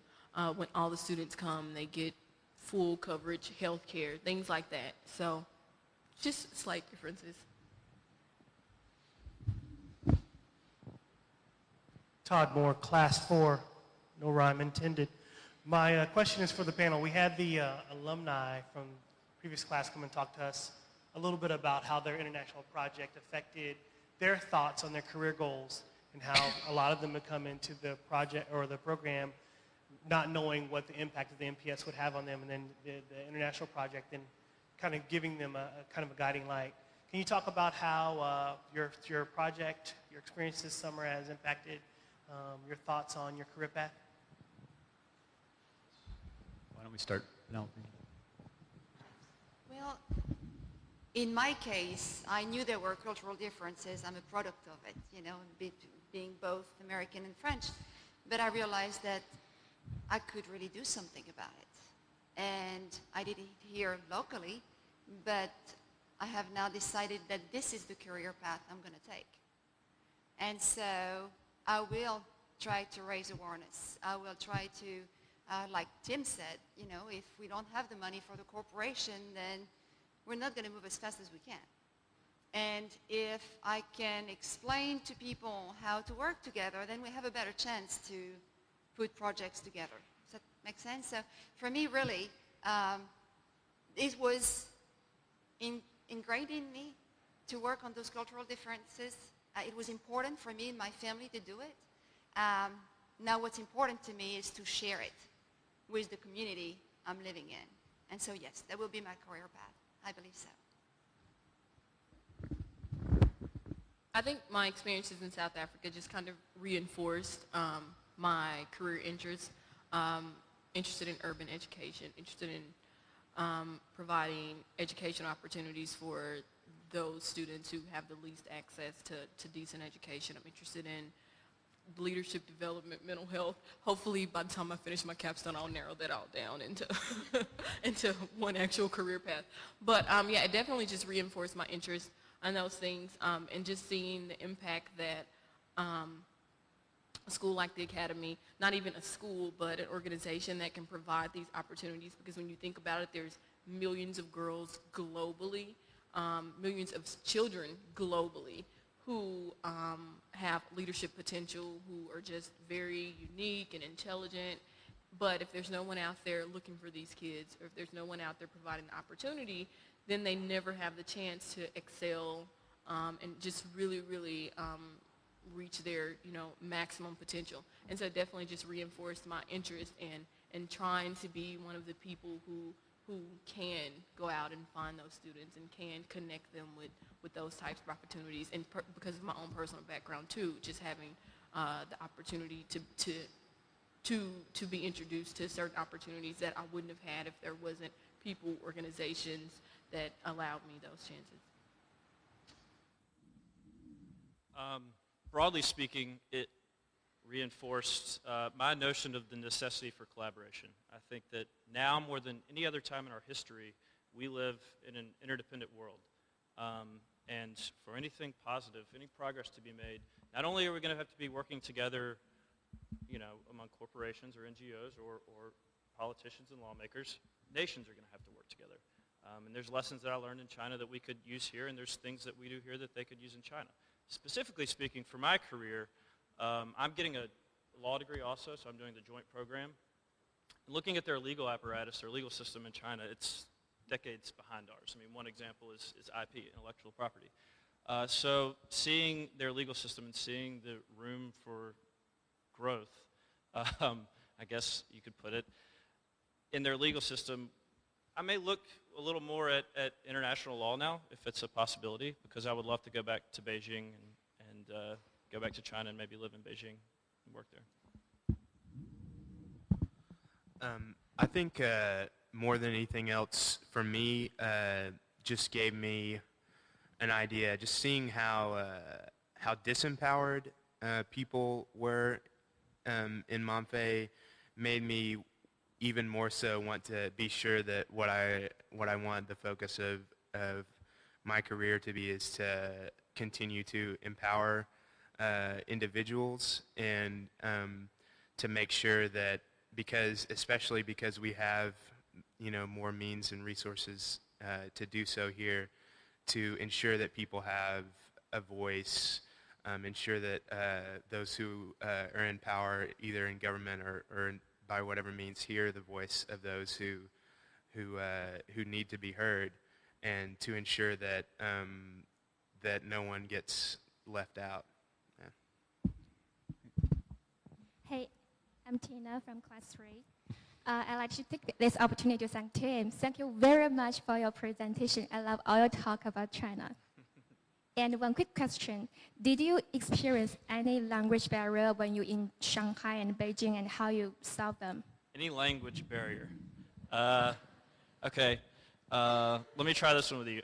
Hey, Tina, 猪肉饺子有吗? It means, do you have pork dumplings? And once I figured out how to order food and get around with the cabs, I was set. In Shanghai and in Beijing, more so in Shanghai because it's a little more westernized than Beijing, as I'd say, the language barrier isn't so bad. With cabs, yes, they don't speak any English at all. So a lot of times, and the pronunciation in Chinese is so nuanced that if you pronounce something just very slightly different, it means world away than what you're trying to say. So once I figured out how to pronounce where I needed to go, that was fine. Ordering food, once I figured that out pretty quickly because you have to eat every day, so you better figure it out. That was fine. And then all my meetings, they were all from American companies. They were Chinese nationals working for American companies, but they all spoke English. So in Beijing and in Shanghai, it's not that big of a problem.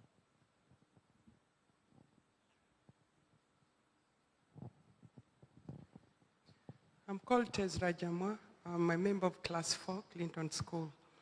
My question goes to Marquita.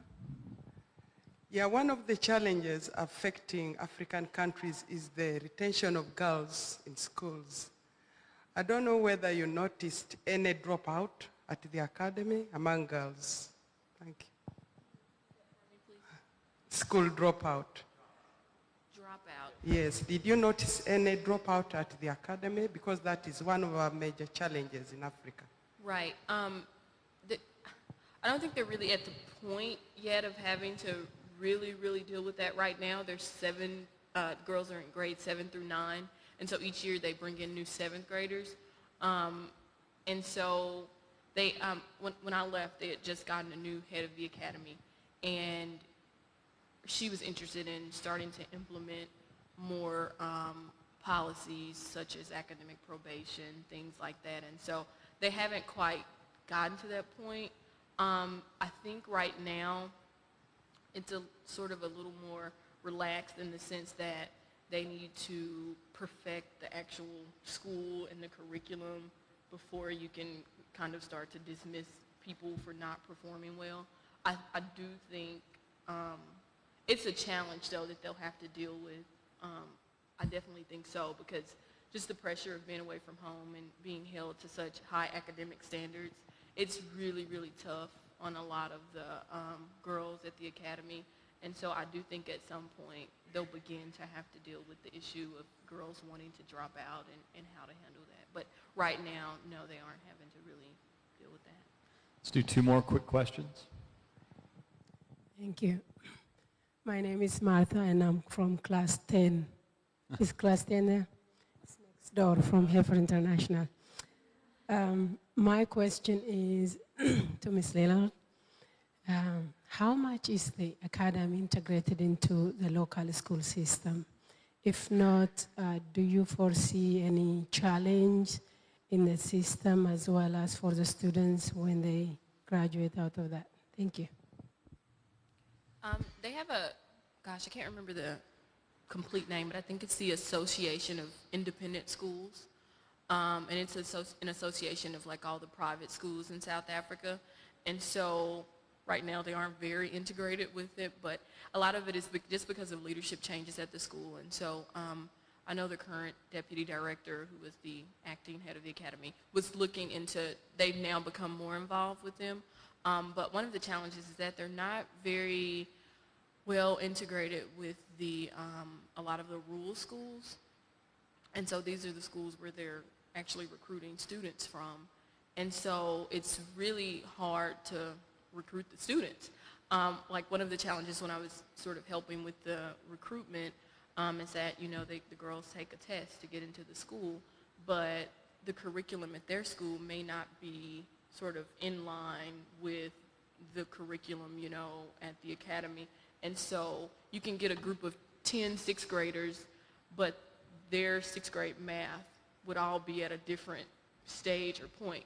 So does that mean the girl isn't going to perform well enough at the academy if she gets in? Not necessarily. If their school hasn't gotten to the point of teaching them this particular subject, and they're not at that point in their curriculum, or if they teach it the second semester versus the first, that doesn't necessarily mean that a student wouldn't, excel at the academy. And so I think that's one of the really interesting challenges, and they have a really good person who's doing recruitment right now at the school, actually Marissa Pryor, who's the first student from the Clinton School, to go over to the Leadership Academy. And so those are some issues that they're starting to point out, like how do we decide who really needs to come to the school, because we can't necessarily base it on these test scores, because the curriculums at every single school in South Africa, they're different. One more? My name is Courtney Eskew. I'm a student at Rhodes College. And my question is for Papa James. James, as an agent of change and also an outsider in a country like Cameroon, I know that the people you work with and the people you're working for look at you and see all these possibilities in their mind. And you talked about how your original work plan faced a lot of harsh realities because of the organization and association you were working for. And I was wondering if you experienced any expectations that they had for you that it was hard to deal with and difficult to respond to, and how you did respond to the demands and expectations of the association. First of all, yes, Papa James was the name that was used to call me by most people. It just means, I think, that they think that I'm older because I have a beard. That's generally what I determine. But Courtney, I guess, wouldn't tell you, but she was actually in Montpellier with us. As for answering the question, yes, there was definitely expectations that I couldn't meet. I mean, the first meeting that I had with the president, basically he thought that I was going to, give donations to their association to buy. They wanted to buy a refrigerator and a generator so that they could start a store for selling fish so that they could raise money for their association. And I mean, I had to try to be blunt and, just say that I don't have the money for that. I can try to set up some ways to help you try to raise that money, or maybe set up a different sort of income generating project that doesn't require so much, equipment to start out with. And yes, a lot of us were often asked, just even by people on the street, if we could help them, bring their business to the United States, or to help them, to even just to come to the United States. And it really just kind of gives you a feeling of how desperate some people are. And it's hard because you know that, I mean, you wish that you could help them, but you can't help them do that thing. So my response usually was to try to tell them, if you're interested in that, you should probably look into, do some research, go, spend a day, I guess, at the internet, and looking.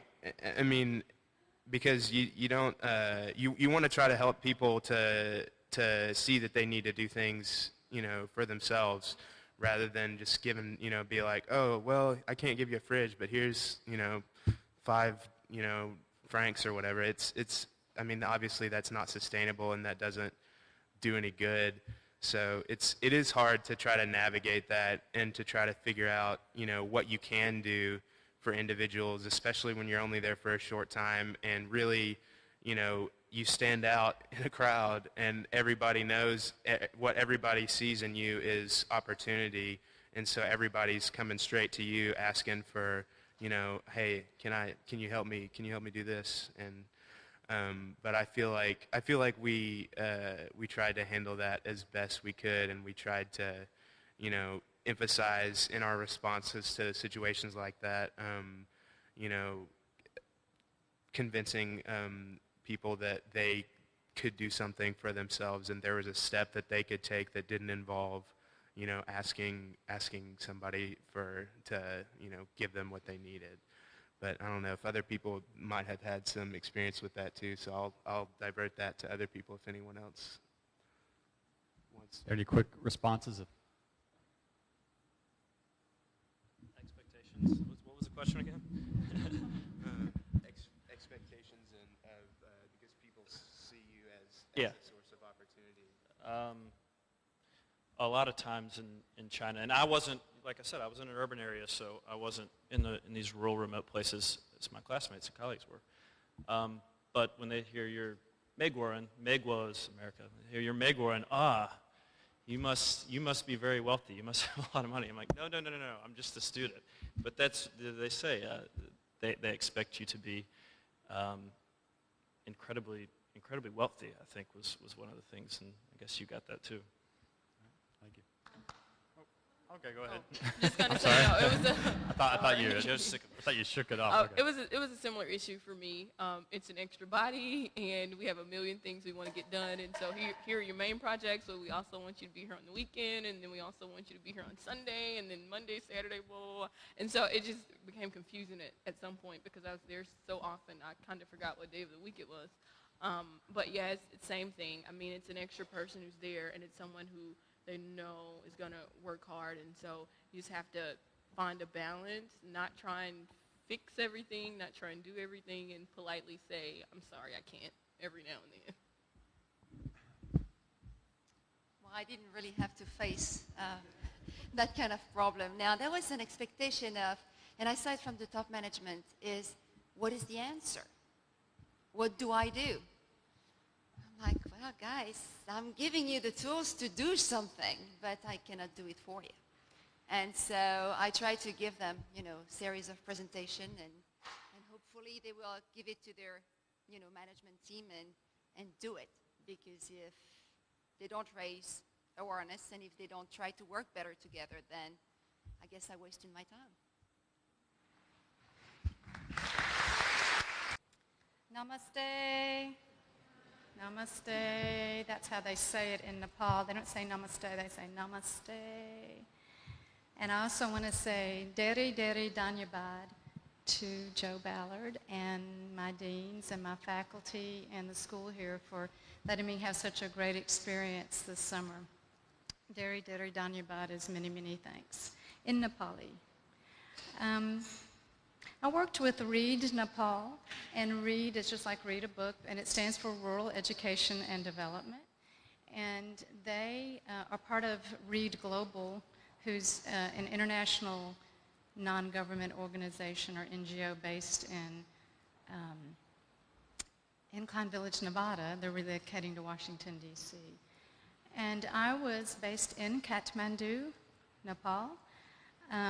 My organization was really cool. They opened 45 libraries since 1993 in the rural districts around Nepal. And there's an organization called Room to Read, which was started by John Wood of Microsoft, and they open libraries with the schools. So their target audience are the school children. But Read Nepal's target audience is all the people in the rural villages.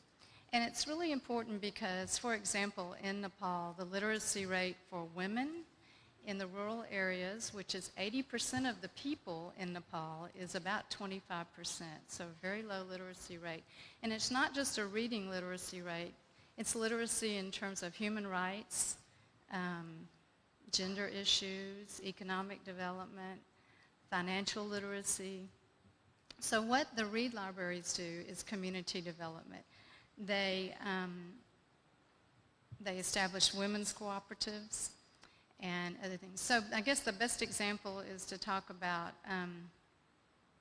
one of the libraries there, which is the Giattina Library in the Chitwan district, which is a touristy district where they have the jungles and you can ride on the elephants. And somewhere in the scrolling pictures is a picture of the Giattina Library, big yellow building. Their model is great. What they do is they ask the village to provide the land, so the people of the village have to come up with the land to build the library on, and then they have to raise 20% of the bricks and mortar cost. And what Giattina did as an example of that was they had each village person bring a cup of rice into the gathering place, and they added that all together, and they had a big mound of rice, and they sold that rice. And that's what funded the building of that library. And each community has to really want to have their library and has to come up with the land and the money. And so it really is a community-derived project.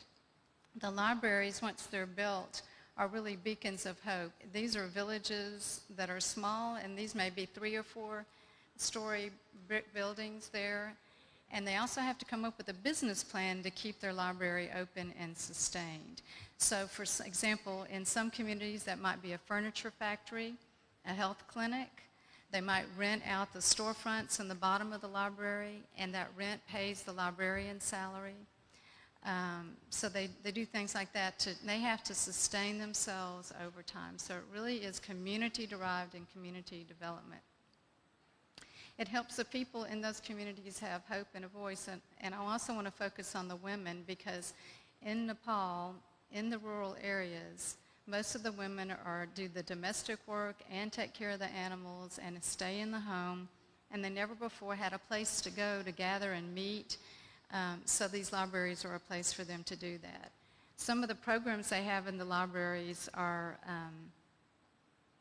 microloan programs where the women can borrow, so rupees, 69 rupees equals $1, so the woman could borrow 500 rupees to buy some seeds. They have training on beekeeping and gender violence, on information technology. They train the library staff there, and they train the library management committee to run it. So once they're built, these are very self-sustaining. Read Nepal just provides them some support for the first couple of years, and anytime there are new programs, they take them out. My role at Read Nepal was, I guess you can tell I'm a little bit older than some of my classmates, and I've done a lot of stuff in my career with projects. So I was really supporting the people in the office of Read Nepal, the professionals. I didn't know this, but they were undergoing a great transition when I got there, because they are expanding into other countries. They opened their first library in India. And Read Global had told them that they needed to be able to sustain themselves. And so they were struggling to find that. I found out that my mentor was undergoing a great deal of transition and trying to sustain his own organization.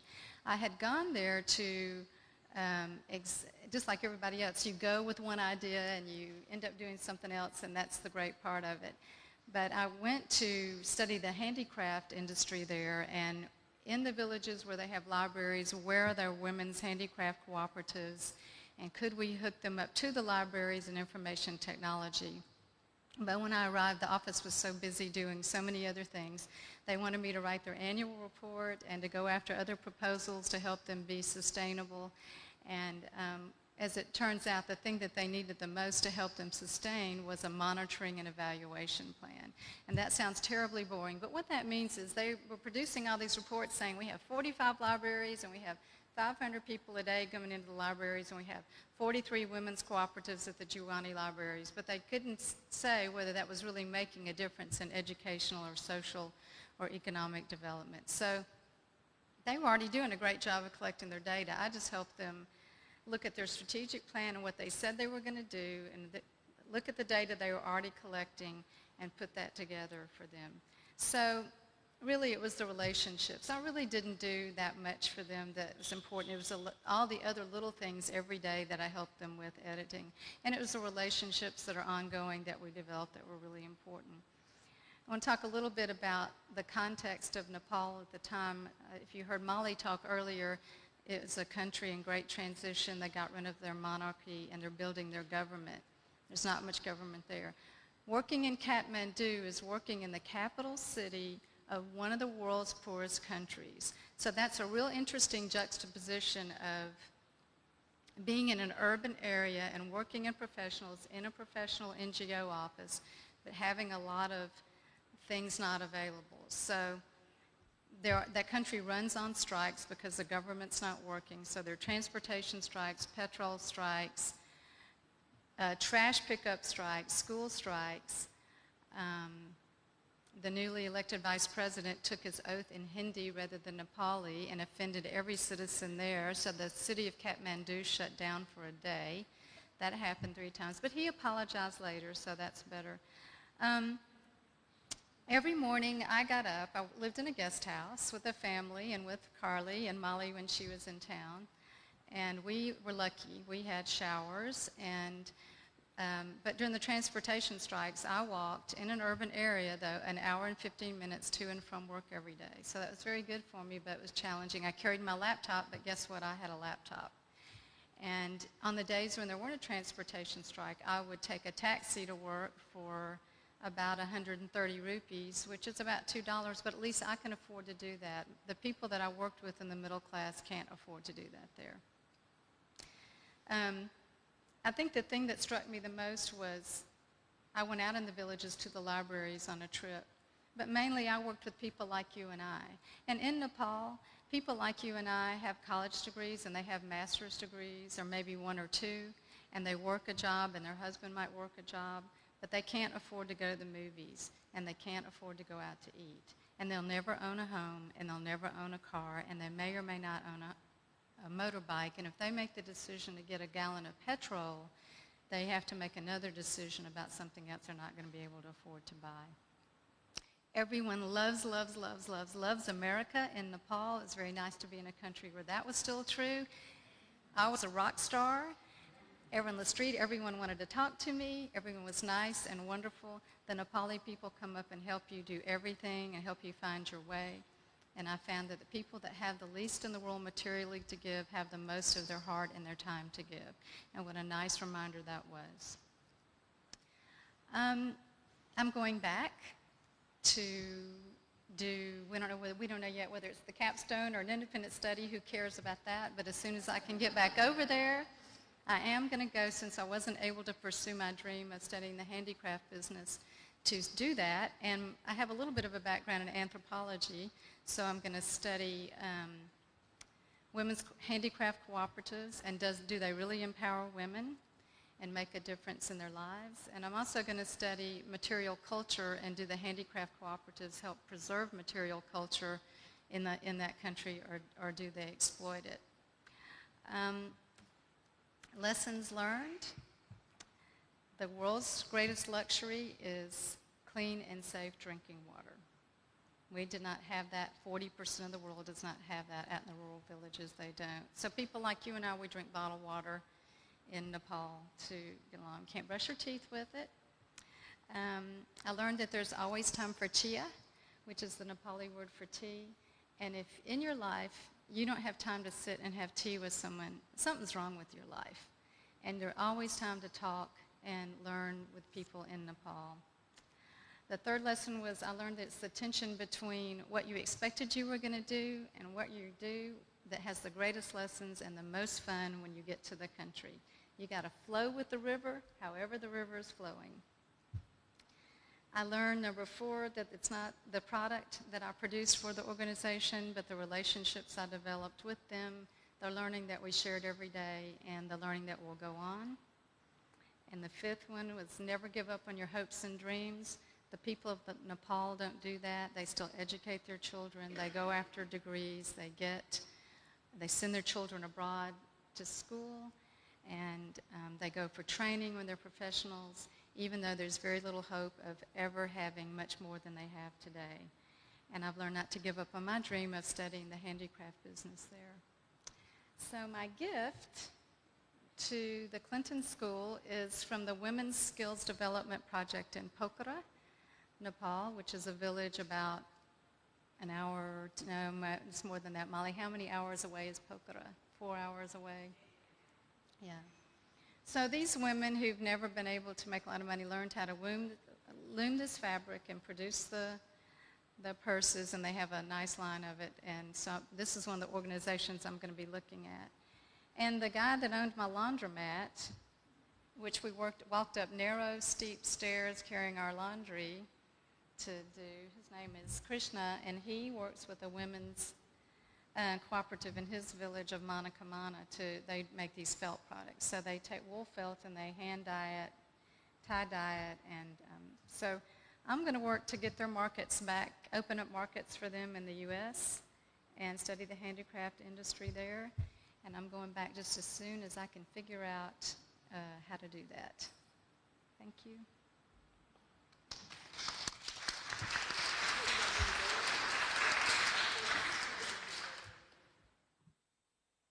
Tina. Good afternoon. My name is Tian from People's Republic of China. I interned with the William J. Clinton Foundation for Clinton Global Initiative, CGI, at its New York office this summer. I'm so glad to be back to Little Rock. For Clinton Foundation, as many of you in this building have already known, President Clinton established the William J. Clinton Foundation at the end of his second term as the 42nd President of the United States. The mission of the foundation is to strengthen the people in the United States and throughout the world to meet the challenge of interdependence. To advance this mission, the foundation has set up partnerships and programs in many areas. For CGI, it's a kind of annual meeting program. Every September, the CGI provide a unique platform to have the world leaders to meet in New York. Their job is to identify the most pressing world issues and implement the most innovative solutions to solve these problems. There are some figures about CGI I'd like to share with you today. Since 2005, CGI members has made nearly 1,000 commitments to actions and improved over 200 million lives in more than 100 countries. According to the latest announcement, the total value made by CGI is at 30 billion. So built on the success of CGI annual New York meeting, President Clinton announced in 2007 to expand the membership and impact of CGI globally. CGI focused on Asia first, and they will convene their first international meeting in Hong Kong this December. This Asia meeting will be similar in format with its annual New York meeting, and there will be several hundred Asian leaders participate. There will be 3 focus areas in this Asia meeting. They are education, energy and climate change, public health. So my job with CGI was based mainly on research. And at the same time, the CGI International Office is also planning to bring CGI to other parts of the world in 2009.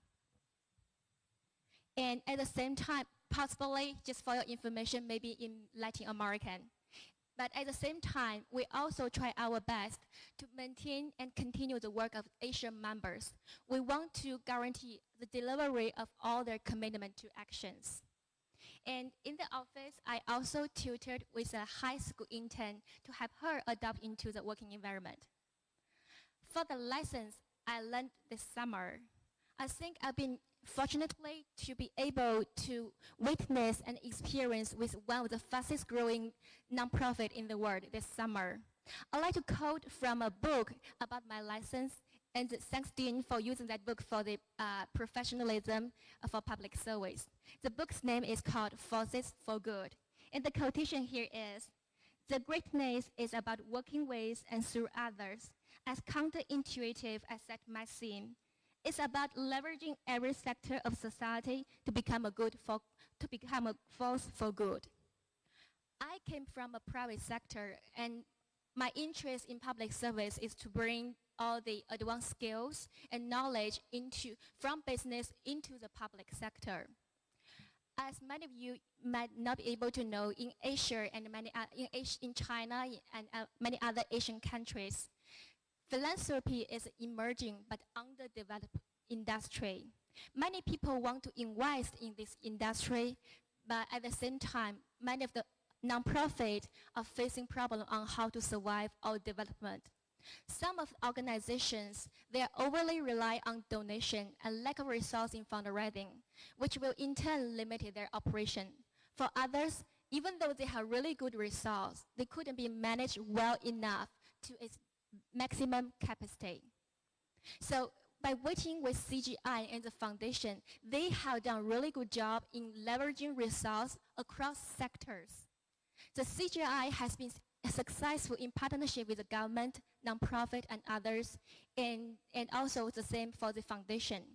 So after summer, by working with the foundation, it affirms me the possibility of crossing knowledge and skills across sectors. It also, through the summer, I also been able to expose to many successful business models of nonprofit around the world, which encouraged me to continue the study in this field. And also during the summer, I see my strengths and weakness in public service, which inspires me to make full use of my rest time at Clinton School and continue to improve myself. So in the end, thank you very much for Clinton School for providing me this opportunity to work with CGI in New York. It's a great summer. And thank you very much for all the faculty for their constant help and support during the summer. Here is my gift. 2008 is a special year for China, so I have really Chinese gift. This is hand-sewing Chinese dragon I present here for school.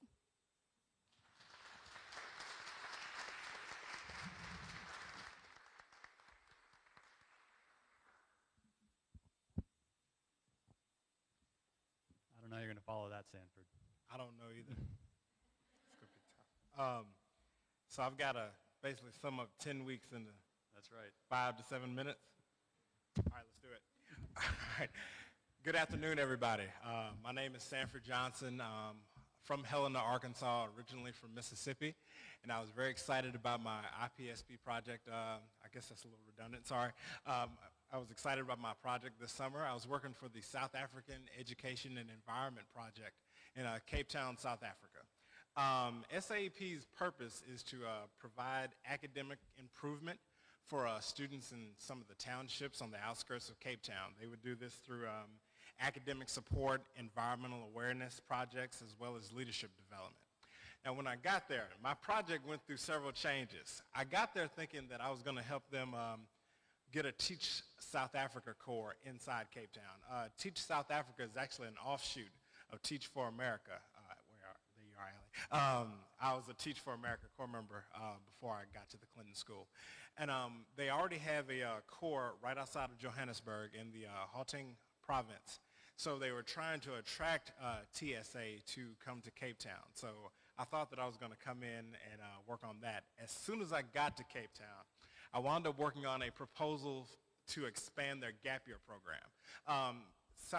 SAEP does 3 projects. They work with the primary schools. They also work with the high schools.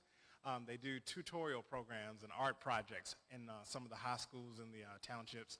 And they also have a gap year program, which is for students that just graduated from high school. They take about 12 students, and they're supposed to work with them during this gap year to prepare them for college. So I wound up writing a proposal, or helping to write a proposal to expand that program. And we had a meeting with the potential donors, and that meeting did not go well at all. No, we didn't get a dime. It didn't go well. We kind of knew that it wasn't going to go well, but and the funny thing is, even though the proposal, that meeting did not go well, my project actually came out of that meeting.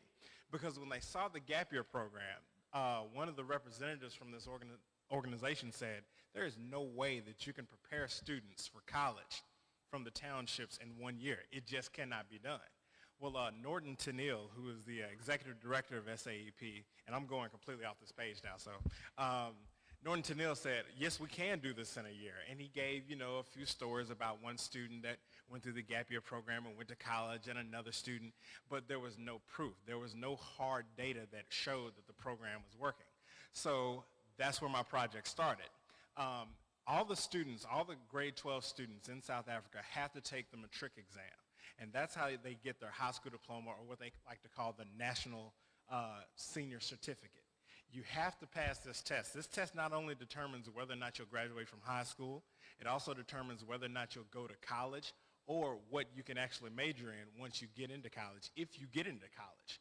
So the students, all of the students in the gap year program, they did well enough to graduate, but hardly any of them did well enough in order to get into college. So the gap year program was designed to get them to improve their matric scores. So the first thing I did was using the great Excel program, put in all the matric scores in the beginning, and when they took it again, I was going to compare, and the gap year program should show some results. They did wind up taking the test again right before I left, and to answer that question, can this program work in a year? The question is kind of a yes, because there were 2 students that did improve, but the answer is also no, because of the way the gap year program was set up.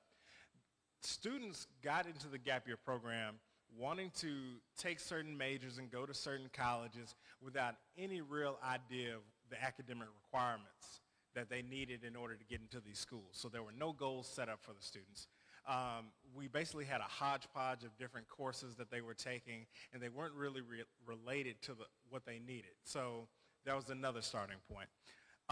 Being a Teach for America Corps member, we're all about using hard data and tracking and setting ambitious goals, and that was something that wasn't going on in the program. So after coming up with an Excel program to track progress with the matric exam, I also came up with a few other programs that I left with them to kind of help out in goal setting. There's this thing called the academic points score. And this is what colleges use in South Africa to determine whether or not you get accepted. They'll use your matric scores, and using that and kind of adding a certain weight to them, depending on what you want to major in, they'll give every student a score. And based on that score, you have to have a certain score to go to a top university, a middle university, or a lower university. And there were students that barely got by and got their high school diploma, and they're trying to go to UCT, which is like the equivalent of trying to go to Harvard in South Africa. And they didn't know that they didn't have the scores to get there. Or they were trying to go to another school, and they didn't know that they didn't have the scores. So after looking at the University of Cape Town, as well as the University of Western Cape and the Cape Peninsula University of Technology, I figured out how the point system worked. And I was able to create a program that would project their APS score. So as soon as they entered the gap year program, they already knew what their score would be if they tried to apply right then. And knowing that information, they can say, well, okay, I'm low in math, I'm low in English. These are the courses these are the subjects that I really need to pull up when I retake my matric exam. So now they have their goals. They would use that information to create their academic goals. After coming up with the APS projection, I also came up with a document which was basically their academic improvement plan. And that was where they would set their goals for the year. They would meet with the SAEP staff and say, okay, I'm going to increase my math score by 10 points. I'm going to increase my English score by 10 points. And that's going to be my focus for the gap year program, to make sure that everybody knows exactly what they need to do. There's also a section where the staff, and this may be my KIP experience coming out, where the SAEP staff has to say, this is what we're going to do to help you get there. And then the students also have to say, this is what I'm going to do, not only in the program, but at home, and this is what my parents are going to help me do in order to reach these goals myself. So my project was basically all about data tracking and using quantitative data and all the stuff that I learned in Teach for America and working at a KIP charter school and applying it to the gap year program. Along with this, I also got a chance to teach for a week. I taught at winter school. So of course it was winter in South Africa, which I kind of forgot about when I was saying South Africa. I was thinking it was going to be all sunny, but it was cold and rainy the whole time, but it was fun. So of course the students get off for 2 weeks during the winter, and we usually hang out for Christmas and see family, but these students went to school for one of those 2 weeks, which I thought was incredible. I don't think we could ever get that done here. But I got to teach geography with 12th graders, which was absolutely incredible. I really enjoyed it, and there's some great pictures, and I learned that there's some subtle differences in our English languages, but it was nice.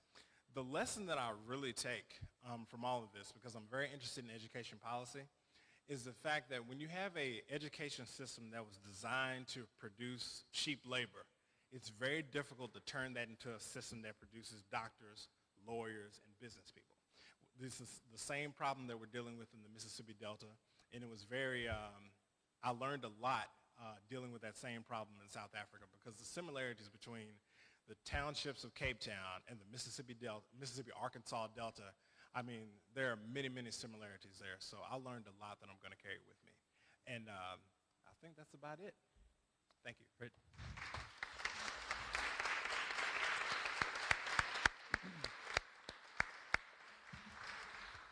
Are there questions for Julie, Tina, or Sanford? Hello. I would like to ask you what your favorite new food is.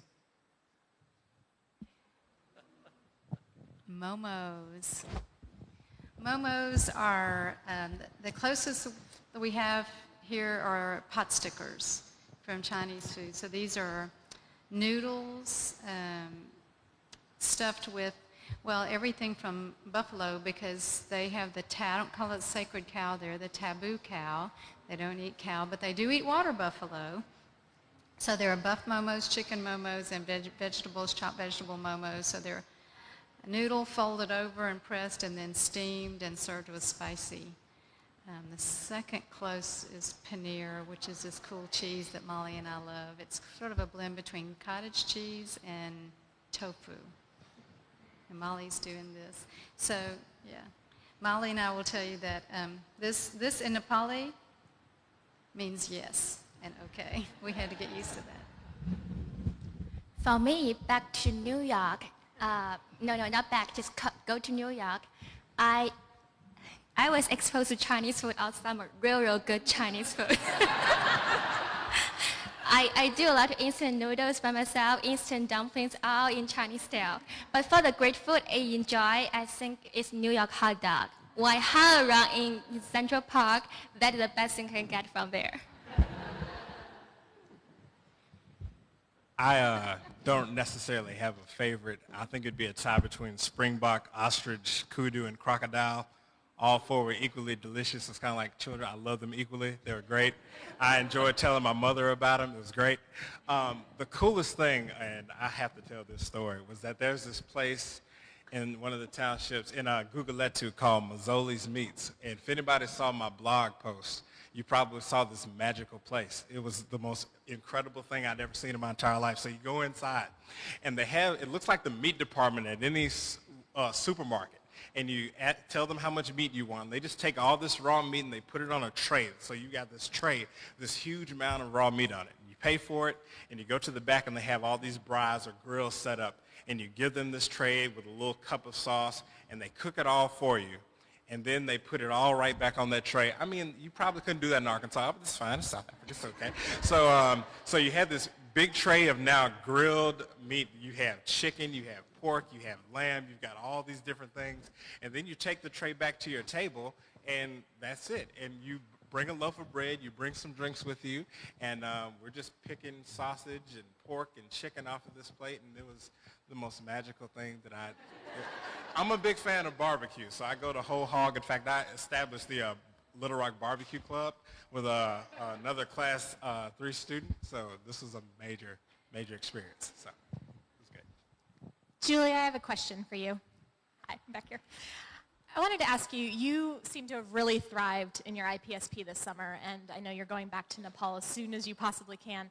Do you think that had to do with the planning that you did beforehand, or the experience while you were there, or the point that you are in your life?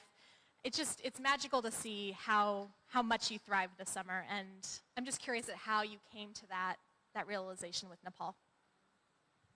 Part of that, I think, is a little bit of my nature, and that is I'm pretty laid back and flexible, so it helps to be flexible by nature.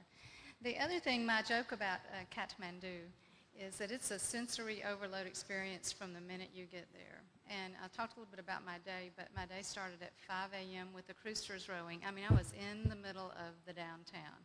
The Croosters rowing, the bells ringing for worship, the Hindus, and the people selling goods.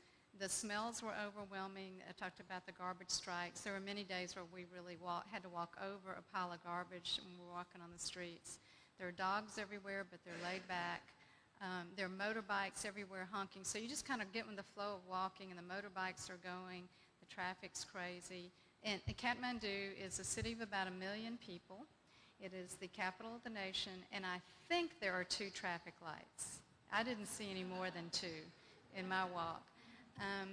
And so what I tell some of my friends is you go on a vacation, and we're very ramped up American people, right? And you go to a vacation destination that's very laid back. And about how many days does it take you to get laid back when you relax when you go on vacation? For most people, it takes until Thursday and they finally relax. Well, Kathmandu is the opposite. Kathmandu is so like this, sensorily overloaded. There's no private space and there's no green space. It takes you from the American level and ramps you up and shakes you and spits you out. Once you finally let go, you are so peaceful. And that's the truth. And it's that paradox of constant stimulation. The other paradox is the people of Nepal. It is just so amazing that they all have time for you. They love you. They will help you.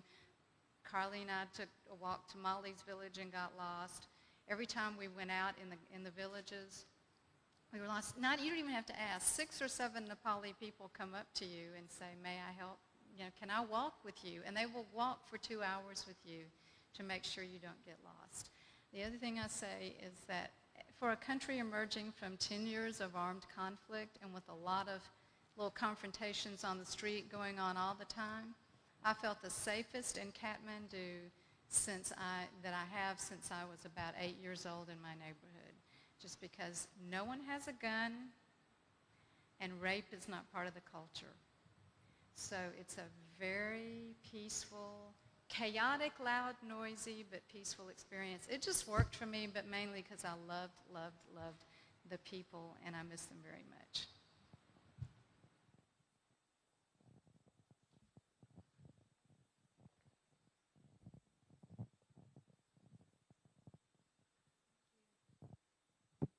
Hi, I'm Olivia Wilmot. I'm a part of Class 4.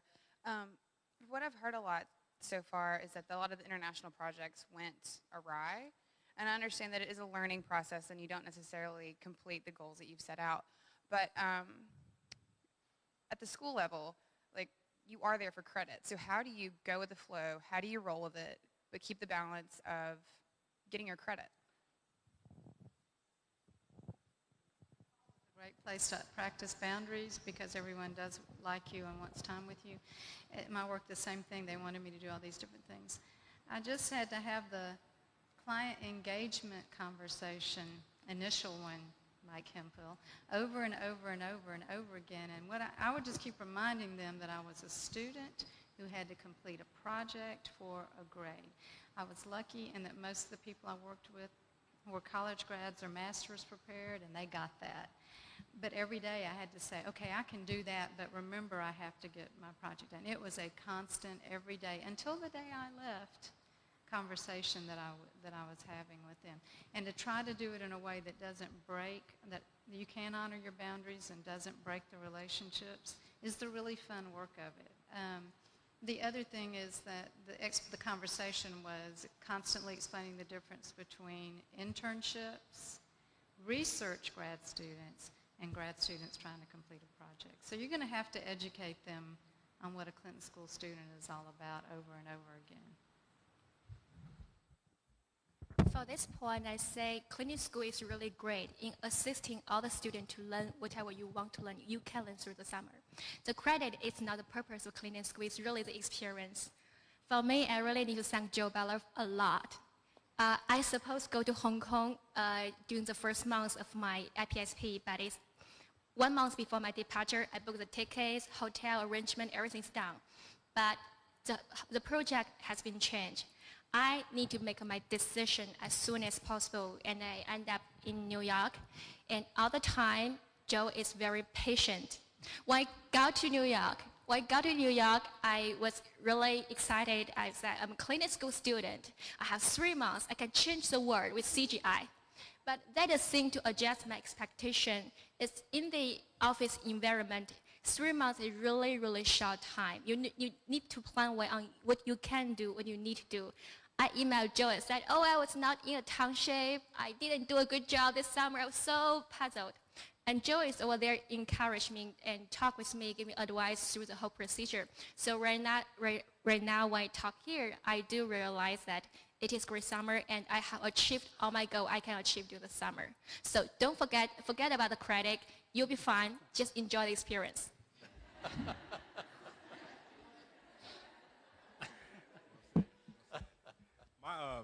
My key contacts priorities changed almost on a weekly basis, obviously. But I think what the Clinton School is really interested in is, especially the professors, is how you went through the process. You came in with something and this is what you were working on. When you found out the priorities changed a little bit, then you evolved your project in this way. And as long as you document that and reflect on that, then I think it works out fine. My project was finalized basically when I decided this is what they need. He said it last week, so I'm going to go ahead and do it. And just staying in close contact with him, and that's basically how it worked out.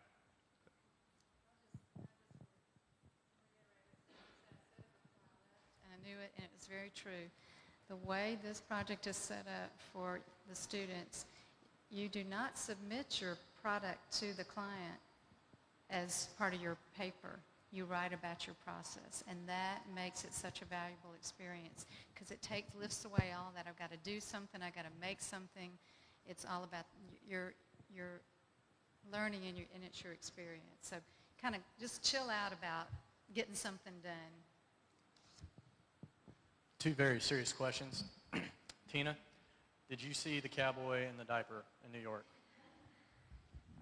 I almost covered every corner of New York. Okay, fair enough.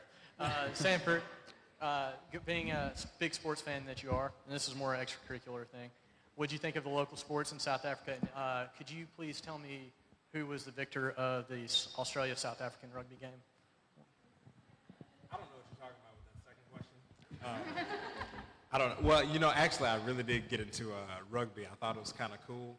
I'm not going to say that it's as cool as SEC football. I mean, it's not. It is. It's got its own qualities. It's great. We actually got a chance to go to a game. We were pretty excited, and it was raining. Sara and Ryan and I went, and it was incredible. I didn't know any of the rules, so luckily there was somebody sitting right beside me. So the whole time I'm like, okay, so why did you just kick it right then? So it worked out. But I had my hat on my jersey, and I was running through the house like one of the big players there.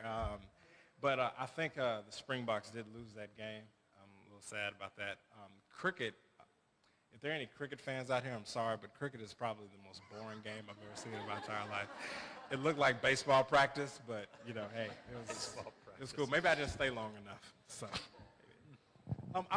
I'm sorry, I forgot to do my gift. So real quick, I got a mask. And Ryan couldn't be here. He's in California, but we all climbed Table Mountain, and he has a rock from the top of Table Mountain and has a picture of Table Mountain. We've got time for 2 more. Sanford, Chad Williamson, Class 4. With your experience in education now on 2 different continents, what is the difference between private and public education in Africa compared to where you were, compared to private and public education in Arkansas? Oh, good question. There are a lot more private schools in South Africa, and I think that's really because their system is so fragmented right now, which I personally think that that's not the best thing when you have a really fragmented system, because it means that you're not going to be able to guarantee success in all the different places because you've got one school doing one thing, another school doing another thing. Now, I like the fact that they have a national senior certificate and they have national standards that all the students must pass in order to get that diploma. And I wish that was something that we would do here in the U.S. But when you've got so much fragmentation at the bottom, then you've got certain schools that have the resources, certain private schools that can get it done. Yet you've got all these under-resourced schools in the townships that aren't able to get it done. And then they lower the bar so much just to let students graduate, but now they can't get into college. So that's a major problem. We have a different problem, especially in the, I'm not sure if it's as true in the Arkansas Delta as it is in the Mississippi Delta, but you've got this private school network that was basically designed for social reasons, to try to get around segregation. And those schools aren't good at all, and because they don't take, because they're not accountable to state testing and all this other stuff, it's hard to tell how successful they are. That's why I'm a little cautious whenever I hear people talking about vouchers, especially in the Mississippi Delta, because quite frankly, I don't think we have private schools that are good enough to even justify a program like that. I'm really committed to public education because I believe if you really want to take students that aren't doing well and put them on the path to college, make sure that they're successful, then you need to have the government involved. You need to set those standards, and you need to have that accountability. And it's kind of hard to do that in private schools.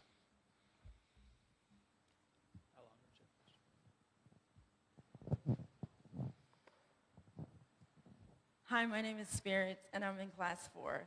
I was just wondering, I know you have to be flexible and go with the flow, but do you have any advice kind of if you had known then what you know now, like in terms of learning the culture, cultural awareness, history of country, educational system, tools like what you just said, Sanford, about the educational system, training people to get out into cheap labor. Just little insights like that that can mean the difference in your project. Does that make sense, what I just asked? Yeah. I kind of wish I would have gone in knowing how similar the two education systems would be, because I probably would have jumped right in and said, okay, well, you've got to do this. There was a wonderful report that was done by Dr. Keith Nita, who sadly y'all missed out on. Y'all really missed out because he was incredible. Along with Jay Barth, Sara worked on this project as well.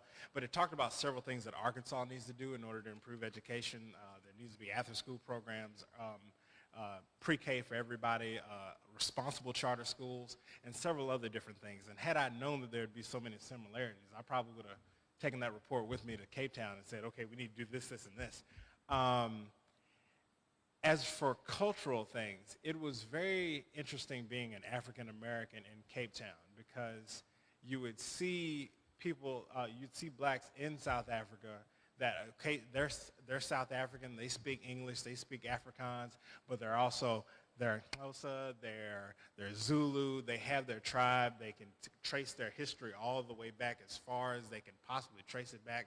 And even though they're South African, they also have that identity. I feel like that's something that African Americans miss out on because we just don't know that stuff. There was also something, and this is one of the students during winter school asked me, do I consider myself to be African or American? And I thought that was a very interesting question. And I wound up saying that I was both, because all of my ancestors trace back to Africa, but I'm an American citizen. I was born here, my parents, grandparents, and great-grandparents. So that aspect was kind of interesting. And there are similar issues related to race in the Delta that's a reality. There is that divide still, even though segregation ended 40 years ago. You still have those same problems. There's a lot of mistrust. There's a lot of fear among the two groups. So that's something that you got to work out. We did a country brief before we went, which is like a social studies paper on speed, right? But that was really helpful because I learned a lot of metrics about the country. But the other thing that I did a little bit of, I wish I'd done more, was reading blogs written by people in the country, and just Googling the country and reading as much as I could to get a little bit more of a flavor. I also wish that I think I would have been more effective had I had some language training, and Nepali is really different. The difficult thing is most of the time in Kathmandu, everyone speaks English to you. So you don't really have a context term, but you do get in meetings, and they get tired of trying to speak English all the time, and then you're just left behind. So I would definitely do that. But it's just, and we did a lot of people over at Heifer who work at Nepal. We went to lunch with them and met 3 or 4 different groups of people there. So just start talking to people, meeting people, emailing people. And in terms of trying to control the expectation of what I thought I was going to do and what I did, I don't think I could have changed that at all, and I don't know that I would have. because I emailed, and Joe knows we talked a lot about it, but and I kept thinking, well, once I get there and I have FaceTime with my project sponsor, it will all become clear. It didn't. It was worse. So you just have to relax about that. But just, yeah, cultural immersion, however you can do that. Okay, for me, I'm quite a lucky case because Clinton School and all my class 3 fellow friends, they prepare me for about 9 months before I go to New York and fully know about the culture and they told me everything about Peace Out, about the Razorback. But one thing I like to tell you, when you are in a new environment, people will naturally assume that you are foreign, you don't know much, you couldn't do much. When I was in CGI, the office also treated me the same way. So you need to be active and reach out and talk with the people, tell them, what can I do for you? I'm here to do something. At the same time, your interaction and your smiling will let other people feel that it's a nice person. We want to invite her to be part of our team. So reach out and be active.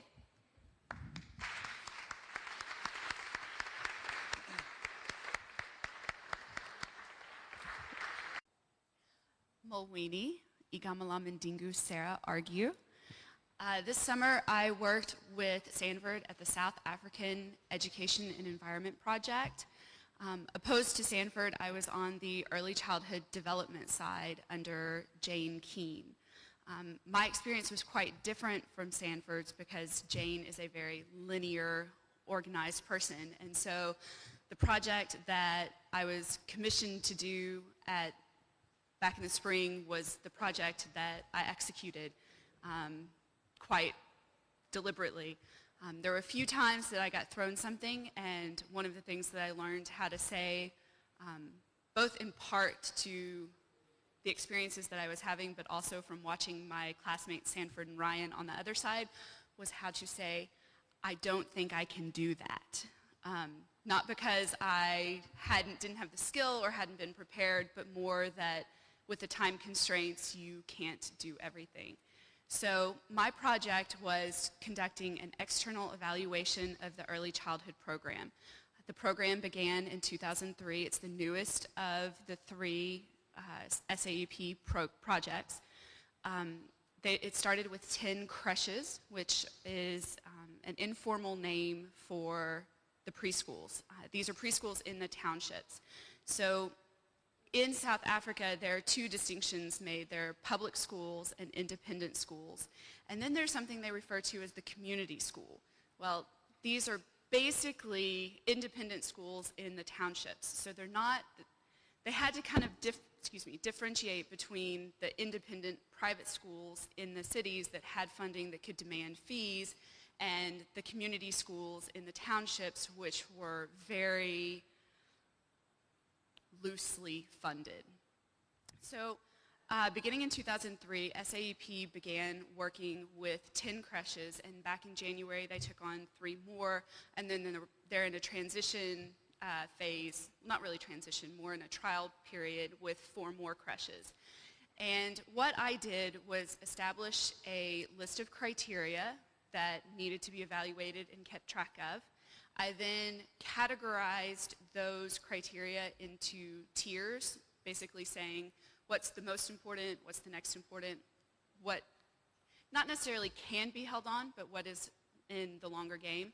I labeled those tiers basic needs, infrastructure development, and curriculum development, because the idea is if you have a creche that is in a shack with no door and no insulation, bare floor, you have to address the physical needs of the creche before you can start worrying about the curriculum needs. And not that you want to put off curriculum development, but that it's a necessity. It's a basic issue that can't be avoided. And so I set up kind of a priority list of how to go about addressing these needs of the different creches.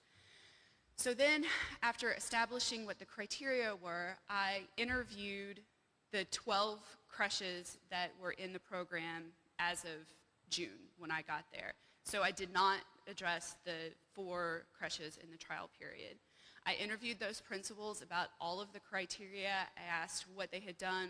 I asked for examples so that I could kind of see things for myself, because there's a lot of, if you're asking me if I need this, of course I need this. And how do you get a realistic picture? So I asked for a lot of kind of concrete examples and did observations myself. And then I took that narrative interview and put it into a quantitative matrix to examine how well each of the creches had been doing in meeting the overall goals and how SAEP had been doing in meeting the goals for the creches. So it was both a vertical analysis and a horizontal analysis. I then took that information and made some recommendations based on, for individual creches as well as for the overall organization. I think the most important lesson that I learned, I was working with early childhood development, I was playing with the most adorable children in the world, but the message that I kept hearing over and over was not necessarily about education or children, but how empowering being the principal of a proper creche was for all of our principals. That with the help of SAEP and the investment that had been going into the creches, these principals had a sense of pride and responsibility for their creche and their children that extended into the community. Because they felt like they were principals of, and it's a quote, proper creche, that they felt like they had more of a say and more of an influence and more of a reason to be involved in the greater Philippi community.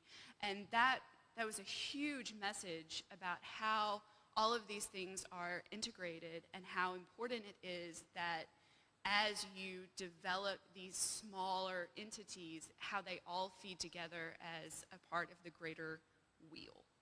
So I will leave it at that and then move to questions later. Oh, I'm sorry, one more thing. Those of you that were following my blog, well, here's my gift. It's a South African penguin. But those of you that were following my blog, I want to tell you that Boots has a very safe home. She's living with Jane, who is a South African staff member. So Boots has a permanent, long residence and is very safely taken care of. So.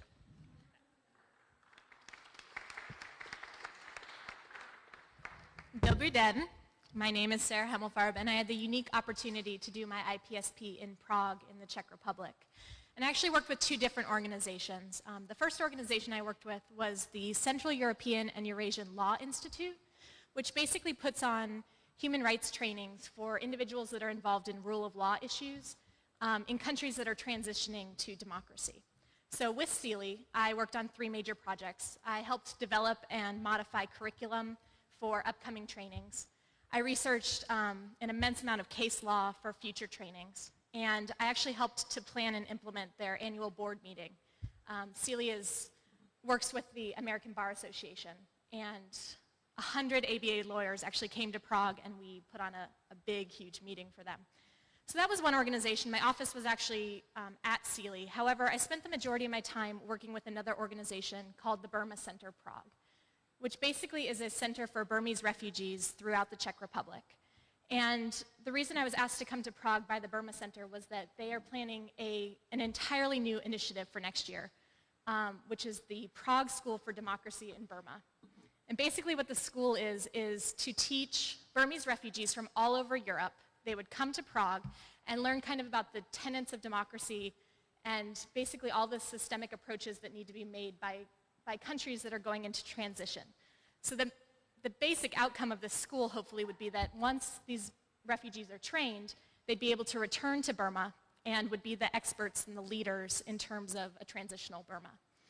So I was asked to come there and basically work on financial acquisition and write grants. Now, my prior grant writing experience capped out at about $6,000 for classroom. I was a teacher, so classroom grants. And this project costs about $450,000. So I was being asked to write grants that were much larger than anything I'd ever experienced. And as I went into the process of writing the grants, I found that though Christophe and Sabe, the directors of the Burma Center, had this huge idea and really saw what they wanted from the project, they had no idea about the logistics. So as I started to write this grant, which would ask questions about how would applicants be chosen, where would it be held, all of these kinds of basic questions, none of those had been answered. So I started a project along with my grants that I affectionately dubbed the Big Burma Project.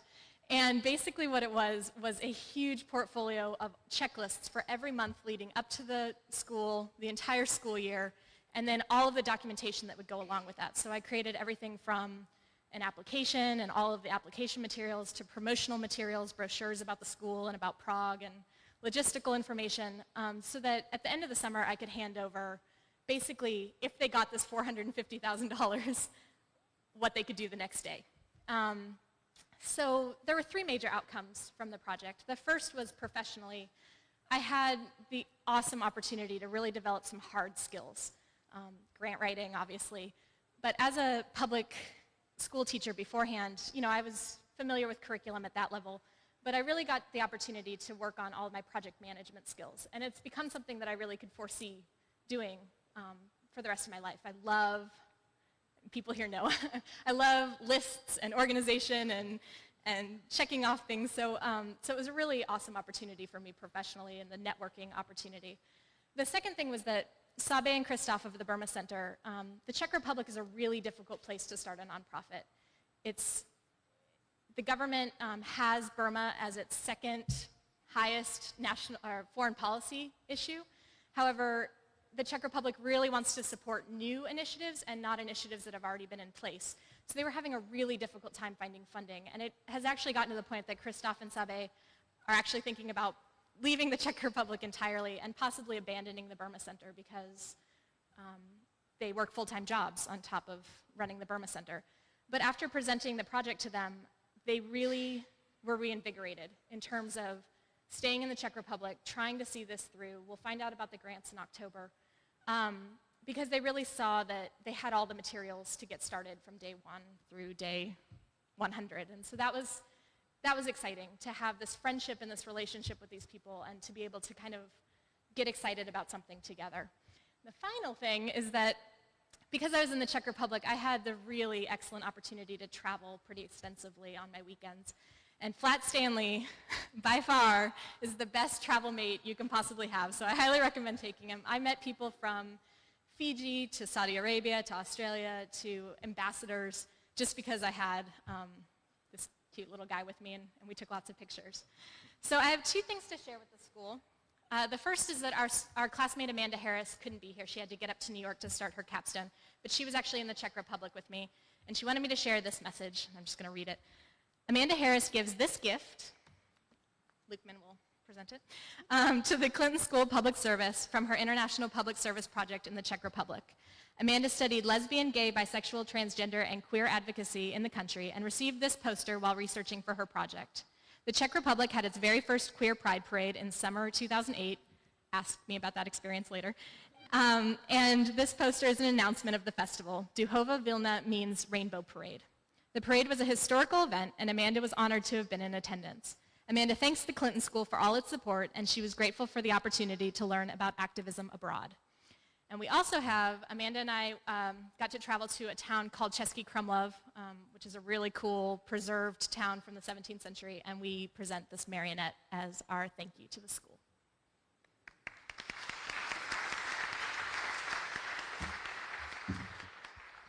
Good afternoon. Thank you, Sarah. Thank you, Joe Ballard, for organizing this, and thank you for being persistent on having me submit my reports on time. My name is Lukman Arsalan. I'm a Jordanian citizen, and I moved to the States on June 20th, and so I celebrated my one-year anniversary in New York City. What I did for my IPSP, I worked for the William Jefferson Clinton Foundation, specifically for the CGI, the Clinton Global Initiative, like my classmate Tina. I was living in Brooklyn and working in Midtown on 52nd and 6th, so that was a long way from where I came from. I was telling Penelope this morning, one time I was walking in Jordan, crossing the pedestrian tunnel to my school, and I overheard some haphazard footsteps walking next to me, and it was a donkey. When I turned down, I was like, what is this doing here? But so 1 year later, here I was in New York City, so it was a good experience. I'm going to cut down the organizational background information because you heard that from my classmate, Tina, and I want to get into my department I worked at. I worked at the commitments department, and just step back a little bit, the premise of the Clinton Global Initiative, or the CGI, is that each member is requested to make some sort of a commitment of what kind of change they're going to make in their own community when they go back. And so these commitments fall into 4 different tracks. 1, poverty alleviation. 2, global health. 3, energy and climate change. And finally, 4, education. And I worked closely with the Commitments Development Senior Manager for the poverty track. And I wouldn't say that my work at the CGI was one big project. I think what I did was more or less smaller projects that helped to form my collective bigger project as being an assistant to the senior manager. And so what we were doing was doing outreach to potential members and preparing background briefers about these members, and which was very easy to do. I mean, most of the members were from Fortune 500 list or richest 100 people in the States, so that was pretty easy task. But it was also talking to these members over the phone, or whether it is physical meetings with these members, to help them formulate their commitment. And the outcome basically was rather coming up with this commitment and hence giving them the green light to participate at the CGI.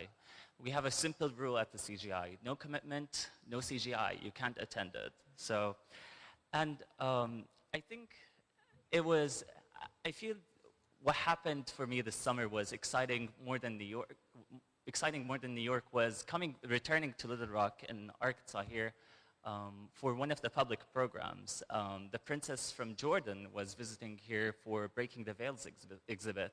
So I got to come back and meet the people from the exhibit there. And I actually got my capstone done from that. So one of the organizations that was bringing the exhibit was called Outreach Foundation, headquartered in Atlanta. And they just said, would you like to visit us in Atlanta? I said, yeah, sure. So I flew 1 weekend there, and little I knew it was a 1 weekend long interview. And I got a job offer, and I translated it into a capstone. So I'll be going September 2nd, I'll be starting my job with Outreach. And also, I think it's just being in it was more or less a personal reflection time for me.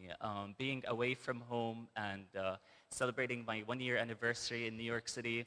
It was interesting. I've been to New York multiple times as a tourist, but never lived there. So hop stop came in handy, and it was fun getting around. I think one of the lessons I learned, though, from working at CGI was doing good. You don't have to go broke for it or become poor. Walmart, for example, I want to give that as an example since it's in Arkansas, made a commitment at the CGI saying that they will cut down their carbon dioxide greenhouse gas emissions by asking from their retailers to reduce their packaging. This affected by lower emissions of carbon dioxide, since they were using lower amounts of fuel, less amount of fuel. That also saved up a lot of money for Walmart. And so this is a good example of showing how they actually reduced that and did well for the world, but at the same time, they actually made a profit out of that. And so I think that's the lesson that I'm going to take back from the summer. Thank you.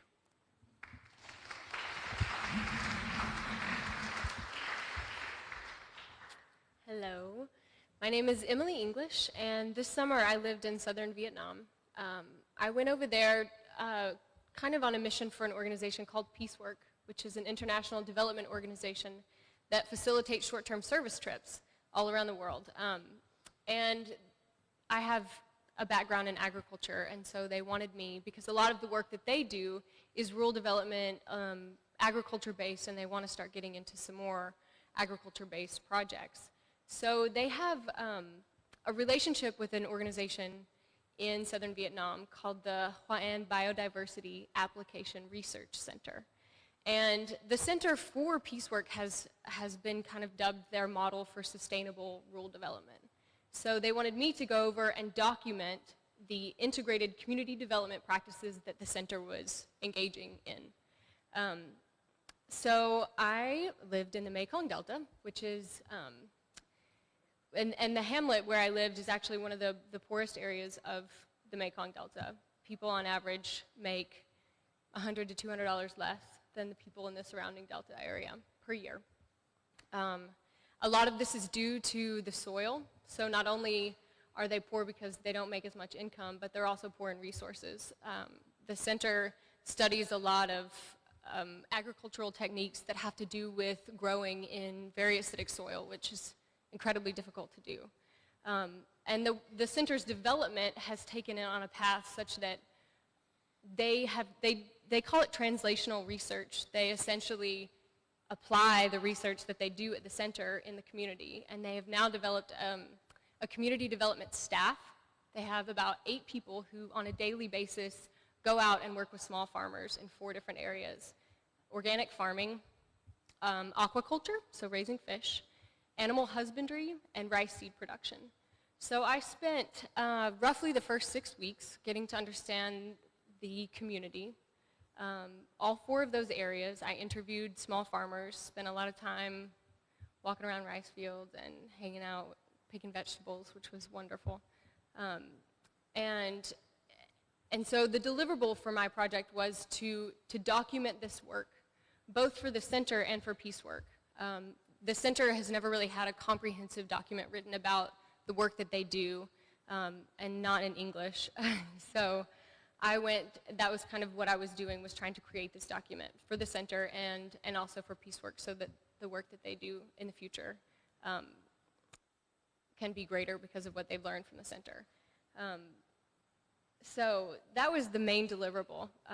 But also, in going as a part of the Peacework team, Peacework also had a second project going on at the center and in the community, which was a sports camp. So about July 1st, 10 Americans came in with their group leader, and essentially most of the energy for my project was sucked into this project, which was fine, totally fine. And I ended up actually getting to be involved in that camp in a way that really pushed me to rely on the skills I had learned in the 2 semesters before. It wasn't really something that I expected. I had had a couple of phone calls about it, like, hey, Emily, we may need your help. The leader may need you to calm her down a little if she gets kind of stressed out. You know, you've been there for a while, you know the community, et cetera, et cetera. This also coincided with a serious lack of electricity, so it turned out okay because I couldn't write my paper, and they needed my help. So I spent a lot of time kind of at the school and the community helping get things figured out, but we got to do a lot of late night strategic planning for the camp. And then I also got to rely on some of my peace skills training, mediation kinds of things. Team dynamics hit a few rough points. And so it was really great because not only was I able to take some of my skills from the Clinton School, but I was also able to feel like I was a part of the team for this organization. And I really enjoyed that. I really enjoyed being on that side of it because Peacework is actually an organization that the Clinton School has used and did use this summer to place a lot of our international placements. So I kind of got to be on the other side and to see not only how difficult it is to plan for a big group of Americans or a big group of students to come over and to develop this huge project, but I also got to be a part of it on that side too. So to have to learn to balance both an international community with people who are incredibly different, you know, what American expectations, quote unquote, versus the reality of the situation that they were going to walk into. And so it was a really great experience for that reason too. I did finish my document. I did get that turned in. Hopefully it will be used. I certainly learned a lot that I'm taking back to Peacework, which is exciting. And in some of the pictures you can see some of I think most of the farm pictures are mine, other than the view from Molly's house, which is amazing. Yeah, so lessons learned were a lot, many lessons learned.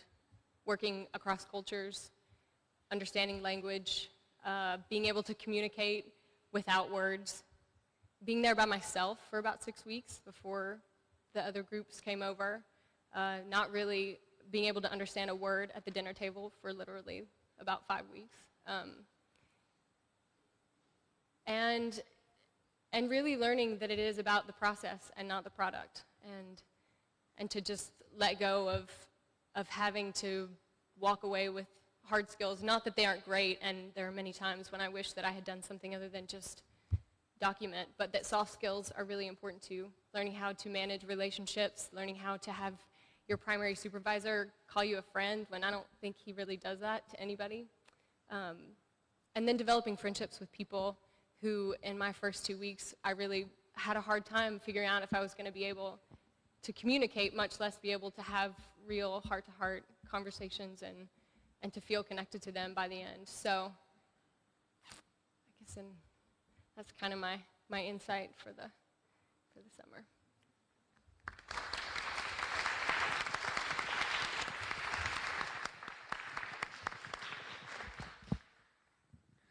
Questions? Got one up here.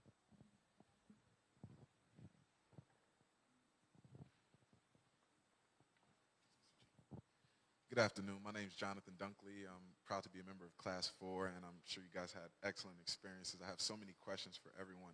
The main question that I wanted to ask is, I've listened now to 3 different sets, and Emily kind of touched on it a little bit, how you had to rely back on your practicum experience in the 2 semesters before.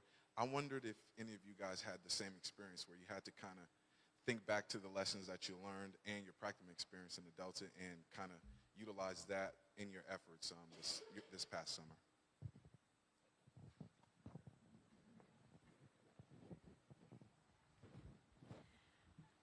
Okay.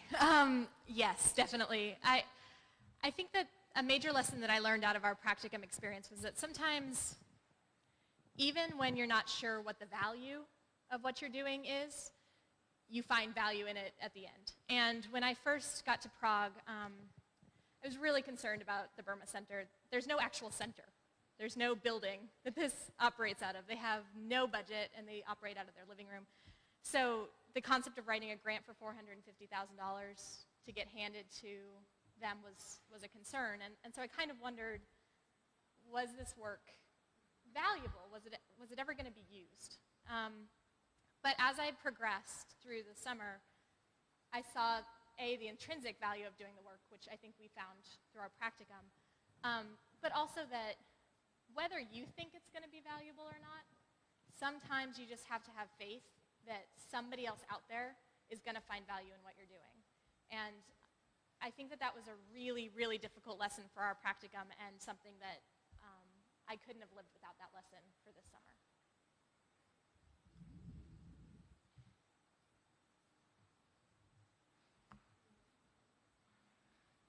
Refrain from answering the question. There's another question. Any other responses to that, Sara, Emily? I had a really positive practicum experience, and I think I learned more about myself than kind of the group dynamics in that practicum experience. And so really knowing myself better and knowing how I work was was useful to me, because the projects were very, very different. My practicum project was very active, it had a lot of different deliverables and kind of components to a bigger picture, whereas this was a single document that involved more research base. But I learned a lot of skills kind of about how to manage me in the practicum project, and taking those insights helped me be much better about organizing myself and timing myself, and kind of practical skills that hadn't really been forced upon me before. I was a school teacher, and so I could do everything in a single hour block of time, but kind of planning one project over a far more extended amount of time than each individual lesson was self-discipline. And so that was kind of the relationship for me. One more thing. I think the practicum experience gives you the chance to be in a relationship with a project partner. So someone that you respect a lot, usually has a lot of clout, power in their community. And because you had that experience in your practicum, when you're in your international experience and you're on your own essentially, it gives you a lot more confidence to be able to approach a situation because you've done it in your practicum and with a team. So that was definitely very useful for me.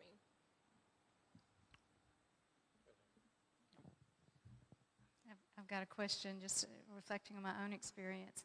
Being a stranger in a strange land, did you encounter misperceptions about being American, perceptions that you had to correct, and did you get questions about the presidential election? Because I got a lot of those. And just a quick aside, one of the ways that I always grounded people to know where Arkansas was, and 95% of the people in Nepal would know President Bill Clinton, so they go Arkansas. Arkansas? But when I would say, do you know President Bill Clinton? They said, yes, I am from his state. Oh. But anyway, back to the question about, one of the perceptions I had to deal with was I was rich, which is true there, but I had to correct that in the context of America, but just anything you had to correct about being an American. Our first encounter, our first day at SAUP, we walk into this room, and there are two young ladies there, turned out to be our absolute best friends the whole trip. And we find out later that we walked in, and they were like, oh, they're the McDonald Americans. And just kind of everything being fast and bullying and just kind of this McDonald's perception of the United States. And they were French, and so more of those misconceptions came from the Europeans in Cape Town, I felt like, than necessarily the South African people or the South African Xhosa people. And so that was really interesting. I actually had one long conversation with one of the principals about poverty in America versus South Africa. And I talked a lot with her about the Delta and the work that I'd done in the Delta and growing up in Arkansas and yada, yada, yada. And it was really fascinating to her to find out that there were people that were really, really, really poor in the United States. And obviously, the minimum, $20,000 is a huge amount of money in South Africa, but the purchasing power of those $20,000 make it so that, the people in the Arkansas Delta and the Mississippi Delta are very, very poor as well. And she was astounded and didn't really quite believe me when I was like, no, really, there's not everyone lives this magnificent existence that you see from Hollywood. Central Europe loves Senator Obama. They thought that the race, a large percentage of the young people that I spoke to thought that the race was between Hillary Clinton and Barack Obama in the fall, which I kept trying to tell them, no, there's this other guy. The biggest thing about being American, especially being from Arkansas, they definitely knew President Clinton. But I found out I was going to the Czech Republic about a week and a half before I went, and so I did not know very much about the culture at all. And people don't smile as much as they do in Little Rock. In fact, I was told that by a young person in Prague that they kind of view all Americans as slightly mentally retarded for smiling all the time, which was a weird experience as a special ed teacher. So so that was different, walking down the street on my way to work and waving at everyone, because that's what you do in Little Rock, and everyone's like, a little concerned about me. So, but I think that was as much a learning experience for me as it was, because my assumption was people weren't friendly. which wasn't true. I mean, that's not how it is at all. I had many experiences where lost in a Czech city somewhere, someone would walk me home for an hour and a half at night. Literally an hour and a half in Brno, Czech Republic. So it's that kind of ability to be educated and share through friendship and through discussion, and it was a really great experience.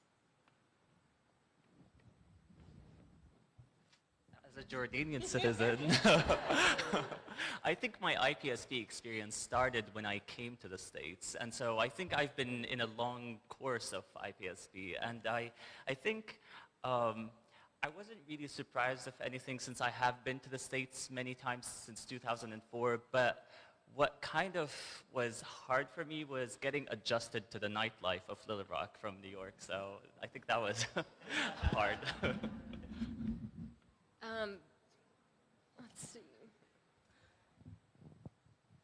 There's like the serious ones, and then there's the not so serious. You know, there's like Americans, Vietnam War kind of expectations that everybody has asked me since I've gotten back.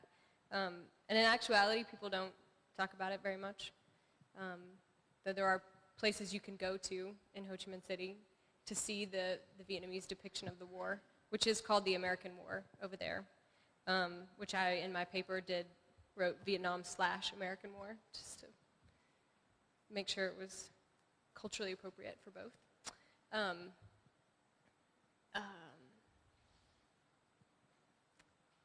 There were a few times out visiting farmers when my translator would tell people that I was French, just because he wasn't sure. So that was kind of interesting to walk away from and to kind of realize that I really had to think about where I came from was going to affect people. And then for the funny ones, people thought I sat funny, and, you know, because they're very modest, especially in rural Vietnam. And if you know me at all, you know that I usually like sit with my legs up, or, you know, I don't know. Anyway, so I got made fun of a lot for that. And I wore my pants 2 days in a row, and they thought that was really funny because they wash their clothes every night. And I was like, I'm not washing my clothes every night because I have to do it myself. So I'd come to the table, and they would all be talking in Vietnamese, and I'd hear, Emily, ha ha ha ha ha. And I was like, what did you say? What did you say? And they're like, well, I just told him you didn't do your laundry last night, you know? And so that was pretty funny. Actually, Joe, if you don't mind, may I add just one more thing? I think those experiences are also reciprocal.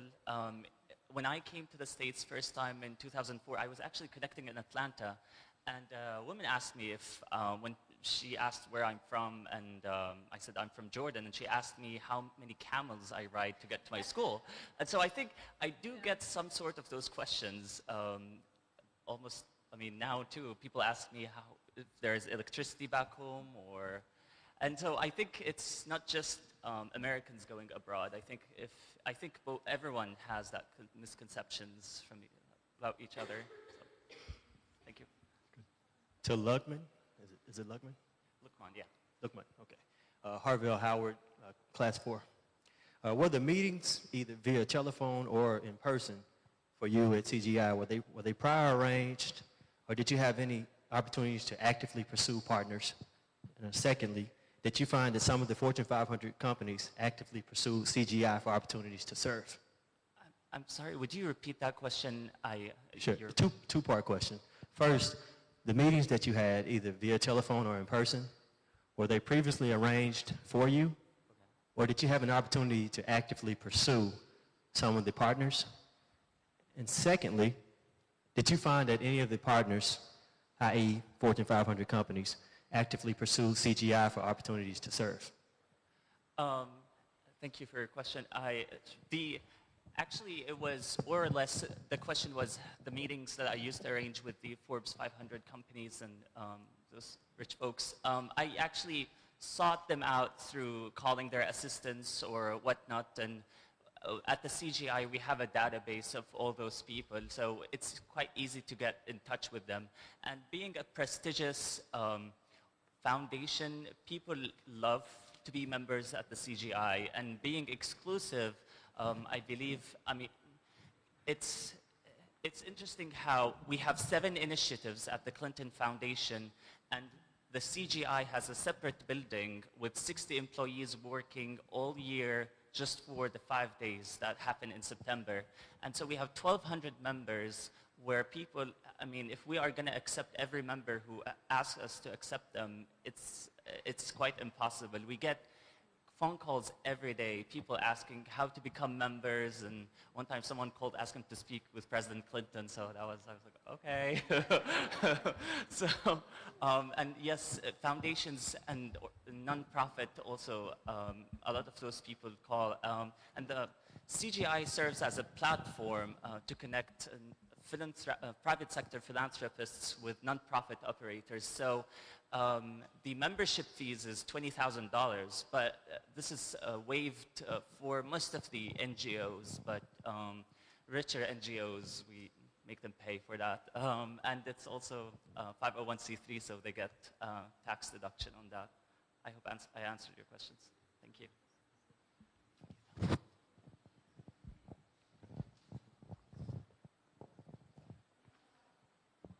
Josh Stokes, Class 4. I wanted to thank y'all for writing your blogs because that got me through my job this summer. Emily, that video from the back of the motorbike was pretty amazing. Sarah, I wanted to ask you about the Gay Pride Parade. Were there any other incidents like that? And if there were, what were the cause? And if you want, please explain the incident that actually happened, because that was pretty intense from what it sounds like. I actually meant after the panel, but we... yes, the first ever Rainbow Parade was held in Brno, Czech Republic, and because Amanda and I were in the Czech Republic, I chose to go with her to attend the parade. I've attended prides throughout this country, and there's always protesters. There's always concern for safety. The incident at Brno's Pride Parade was not surprising. We knew that there was going to be some protest. What we didn't know was how little the police were going to do to separate the protest from the participants. And like I wrote in my blog, and hopefully, you know, if you know about the incident, then you read the blog, it had nothing to do with the Czech Republic. I saw nothing else in any city I went to in Central Europe that compared to what I saw that day. But I think that what we all have to remember as public servants that are in contentious arenas, especially like Amanda's and has dedicated her life to, we put ourselves at risk all the time. I mean, Sara and Sanford and all of us that have been teachers have put ourselves at risk just teaching in our public school system. So there's risk in anything you do, and I wouldn't trade being there that day for the world, because it really was a momentous occasion. The Czech Republic is so far ahead of us in so many ways. They have civil union in the Czech Republic. But there are so many things that can still be done. And I think that being there that day was really historic, and I wouldn't trade it for the world. Time for a couple more if there are any more questions.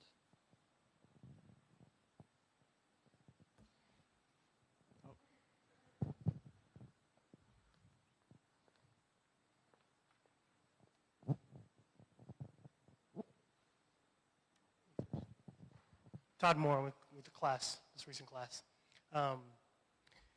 The Class 1 and Class 2 alumni came back and talked to us a little bit about the impact of the international project on their lives and their future career goals. And I've asked a panel before you about this, and I know Lukman, you have a job all lined up, but I was curious about how your international social project affected your career path and how it maybe changed since you started.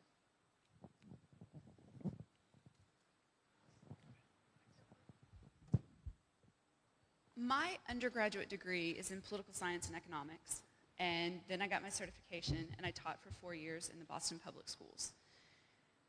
I did Dr. Nita's education reform course. I worked in an early ed program this summer. So one might think that everything is kind of clearly mapped out in my mind, and that is not really quite the case. I definitely have an interest, but where that interest is going to take me, we'll see. Having said that, the research that I did and the skills that I wished I had to produce a different document has led me to very seriously consider pursuing my PhD in Fayetteville in their education reform department. I think the Clinton School does a very good job of giving us broad exposure, but I was really, the quantitative analysis that I would have liked to do, and only knowing it existed because I had read it as a researcher, I felt like I could really dig deeper into myself and find those skills and pursue what that meant and pursue how that would be a part of Arkansas, following Lakeview, addressing the achievement gap. We have an upcoming legislative session. So just thinking about all of the education reform that's going on in Arkansas and how dependent we as kind of a culture and society are on quantitative analysis in making our decisions. That for me, doing this project and really thinking, okay, this is something that I could do. So that's how it affected me. I'll really quickly say that the major thing that came out of this summer for me was just the ability to try anything. I got that feeling through Teach for America, and this summer basically did that for me again. It's just the ability to really throw yourself into something and feel passionate, and that's what came out of it for me this summer in terms of profession. I mean, yes, there's lots of hard skills, and project management is probably where I'm going to go, but that was the major professional lesson for me. I think this summer I realized I got accepted to the joint degree program with the JD at Bowen and the MPS here. I realized this summer that perhaps a JD is not feasible step for me, and perhaps it's not the best step for me for my career goals. I did computer engineering for my undergrad and now doing this master's at the Clinton School. And so I realized working at such a large organization, and like Tina said, it's labeled as the fastest growing nonprofit in the world. I realized perhaps a smaller organization is what I need to work at, and that's why I'm heading to Artreach in Atlanta for two things. One, it works in art therapy, something that I have never been involved at, but I feel I can add to it through strategy and planning. And two, being a small organization, I think I would have more or less more influence on where the organization is going. I'll be helping them establish a center for art therapy in Amman, Jordan, where I come from. So speaking the language, Arabic and English, help that.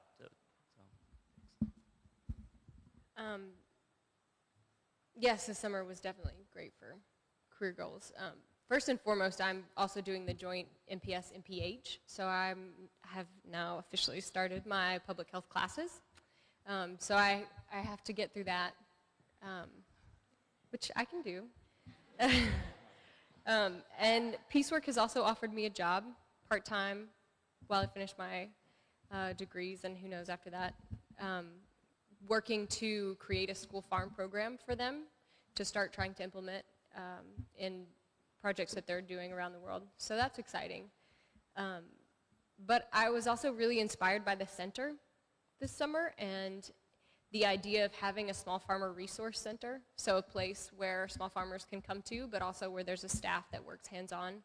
And though I can get really excited about school farms and school gardens, and I think that teaching children about eating right and being able to be connected to their food and grow their own food is fantastic. I really want to make small farming accessible for people more than it is now.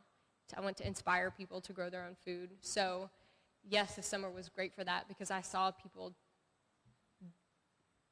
with help, you know, with someone who was there to help them, to give them resources and to give them access that they had never had before.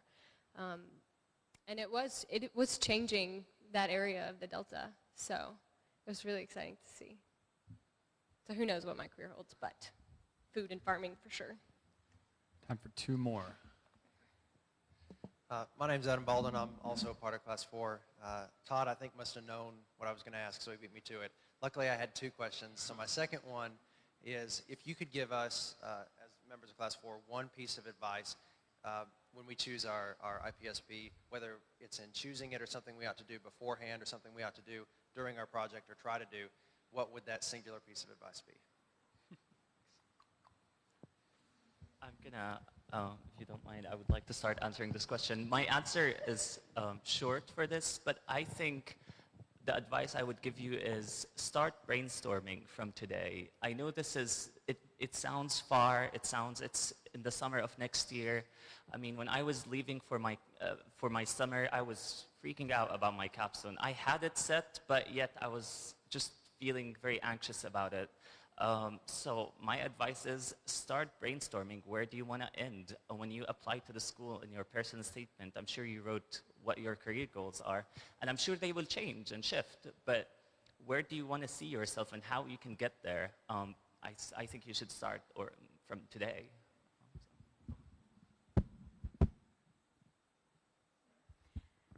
I started planning my capstone about 8 months before I went because I am that organized, psychotic person. And then a week and a half before I left, I didn't go. I didn't go to Shanghai. I went to Prague. So I totally agree with what Lukman's saying, but I think that a huge, huge learning experience for me this summer, and it's very much thanks to Joe, is the ability to just let go and know that it's not going to happen. Like, I am so anal retentive. So learning the ability to let go and to let things take their course and to jump in head first into whatever you end up doing, and knowing that it's going to change and knowing that you're going to have some culture shock and that you're not going to know the language. And I think that that is the most crucial thing. And I think for those of us that are type A, it's the best thing that comes out of the summer, by far. Let me start off by saying you are welcome, which is a very common greeting in Cameroon, and I don't know what Chance and James have told you so far. Not a lot, Chance is saying. Oh, he didn't say that, so good. That's new. So you are welcome. You are welcome to the Clinton School of Public Service. You are welcome to the presentation of Lindsey Clark and Hunter Riley, and they would continue on like this for a while. As Joe said, my name is Hunter Riley, and it's here for me to read. And I worked this summer in Southwest Province, Cameroon, with an organization called the United Action for Children. I will really not go into any detail about what that organization is about, because I hope that James and Chance at least told you that. But now Chance is saying he didn't. But because I actually did work with United Action for Children, whereas the other 3 of our students worked with other organizations, not directly with UAC, which I'll refer to it as UAC for the rest of this presentation. I worked with a program called the Community Sports for Development program, and it was formed a year ago to use football or soccer to teach communities how to develop, focus mainly on the youth of those communities. And this is what I was told before I came. I got to Buea, which was the town we spent our first couple days in, which is right there in the shadow of Mount Cameroon, and didn't see anything in this program when I was there. They're like, okay, we'll just see it next time you come to Buea. I was like, okay, I'll just go to Montpé. I was very patient. We get to Montpé, and they're like, okay, well, you're going to train the kids who come up to the field. So the first 3 weeks, I'd go up to the field every day and just play soccer, and didn't get to see the program. So it had been a month into my time in Cameroon, and I hadn't seen the Community Sports for Development program in its true form, because I saw the football aspect of it, a very elementary aspect of it in working with the children, because they also do that. But my project in Montpé took place in 5 different villages, which were in the surrounding subdivision and nearby subdivision. And they were Bachwa Kagbe, Bachwan-Tai, actually Banya, which is a quarter of one of Bisongabong, which is another one of the villages I went to. And then Abeco, which our classmate Lauren is not here today, but she spent a majority of her time in Abeco, which is a village right next to and basically part of Monthe. So into the villages, I went and got to spend my time visiting each of the village teams and visiting all the other aspects of the program. So the program, before I go on, is based on 4 different aspects. Football, which is where they get their attraction, or where they attract the community members. Then they have community farms. So they get the teams together and teach them, or either just help them form a cooperative farm where they generate income and split that between the people involved, or donate it to community members who are either orphaned or just at-risk youth, the general category of that. And then the third aspect is community cleanup campaigns, where they get together once a month and clean up their community. And the fourth part of the program is a thematic discussion, which one of our associates, Courtney Eskew, is an undergraduate at Rhodes. She kind of went around with me as well. She's here today next to Chance. And she helped me evaluate some of the thematic discussions that we got to visit. And this is what my project basically was the entire summer. It was going to play football with children, and then going to all these villages towards the end very, very often, and trying to make this program work. Because as scattered as what I just told you, that's as scattered as this program actually was. And it just happens to be that I fit with that well. I was able to have the patience, and my mind worked in the exact same shooting star type of way. And one of the men, or the main person I worked with, my assistant, I guess, his name was George Ashew. That actually became part of my project as well, was working with him. He was, as James and Chance can attest, a very angry man. He, like, if there was something wrong with the project or something wrong with the people in the village, he just would have no problem with just yelling and getting angry, and then he'd calm down and be fine. But I'd have to tell him, George, if you want to be a leader, you need to be respected, and if you want to be respected, I think you need to show a sort of calmness. And I spent multiple 45-minute drives back and forth from these villages, having deep conversations with George, who just say, Hunter, you know, you're very dynamic. You're very, very dynamic. And then he just changed the subject, like, George, no, let's get back to this program and your leadership skills and mine. And I formed a friendship with this man who would, the way he would approach us would be like, I could be your father, which meant I know what I'm talking about. Don't try to change what I'm saying. And so it was just kind of a little bit of a difficult atmosphere to work within, not only just the organization of the program, but with my assistant. But I got to really give a lot. I don't know exactly how it can correlate right now, just because I'm also very scattered. I only got 3 hours of sleep last night. I went partying with Carly and Amanda, who also say hi. I was in New York just for 3 nights on the way home, staying with my twin brother. And so that's not anything to do with my project, but it gives you an example of what you can do when you come home from your IPSP. You can do a little bit of extra traveling. I also got to see Scandinavia and stay with some girls in Copenhagen. Really nice. But with the project, I know a lot of what I used, I learned, and this is a shout out to Christy and Mike in communications class, where a lot of my conversations with people were, I had to take them very, I don't know, I had to think about it a lot before I said something, and be very direct and very sincere in what I was saying, and use repetition and a whole lot. I didn't get a single piece of evidence of this program on paper or with a photo until a month in, and that's when I realized, okay, it actually was happening. But it took me saying, so can you send me a schedule of last year's activities, or can you show me a picture of maybe the football games? There's my father and sister. Thanks for not letting him in, Bob.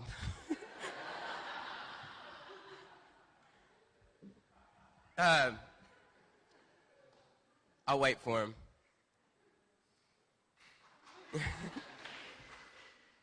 This is John Riley and Aaron Riley. But my project was basically looking at this this program, and it turned out that I restructured it and got to write a manual to bring some organization to it and some consistent evaluation and history making, so that when a volunteer comes in the future and wants to work with what this wonderful idea of a program, it actually will be a program and not just happen when an international volunteer or international donors come and are there in the area. And so I created that manual, created evaluation forms, and took part in a month-long jamboree where we actually got to basically test out all these ideas we came together with. And then after that, got to create a schedule for the rest of this year. And now really, I think one of the lessons I learned from all of this is I had to let it go. Like Chance kept on telling me to do, just I couldn't be there to make sure this is happening. I had to depend on George to go and see each village. We set out a schedule where 12 days out of the month he would go one day for each village to see their farm and then sit down and listen to a thematic discussion, and then another day to visit while they're doing a cleanup campaign, and then another day, 2 Saturdays out of the month, they'd have football between 2 of the different regions. And so before I left, we actually visited the 6th village, which was supposedly taking place, which was on the worst roads I rode on in Cameroon, and got to introduce them to this program. They had participated for 1 or 2 soccer matches before, but hadn't been involved at all. So we actually got to see them come together as a village. It was a village of probably 1,000 people, and a man rode around on a bicycle and rang a bell. And then the whole village kind of showed up to us, and we donated some supplies that we were able to bring over. And then they were like, we told them about the program, because so we had to sensitize the community, which is the word they use to, I don't know if that's a real English word. I'm bad at that anyways. But we had to sensitize the community about the Community Sports for Development program. And that was one of the most rewarding things I saw, was this community come together and decide, okay, hey, this plot of land, we're going to make the farm. We'll do it on Saturday. So we'll have the cleanup, then we'll clear off this land, and what should we plant? Let's go get some plantain tubers and put those down. And oh, yeah, some cocoa yams. Those make good money in the market. And we sat there for 4 hours listening to this community organize. And it just gave hope to me that it actually can happen. I think it just needs a lot of prodding from UAC or whoever is overseeing it, so they make sure that the true reason for this program, which is not football, but the community development, is really what becomes important to those communities. And I guess I didn't even mention that. They compete in all 4 of these areas, and then the winning team or winning village gets prizes. And for this jamboree, we had cash prizes, but we also passed out jerseys to every team and machetes to use on the farm and for the cleanup campaigns. But that is what basically I did over the summer, and I'll go down to the lessons learned again. The one thing I learned from this summer, and it came to mind when I was having a radio interview with one of Chance's colleagues at Voice of Manu on Saturday Morning Heat, and it was about leadership. And the main point that came out of that discussion and that interview was the Jimmy Cliff song, "Actions Speak Louder Than Words." So we just sat there and sang, "Actions speak louder than words," and James can finish it off for you. But that kind of, I think, encompasses all of what I did this summer. That when people actually got down and did things happened. But it took getting through a lot of words before you could actually get to those actions.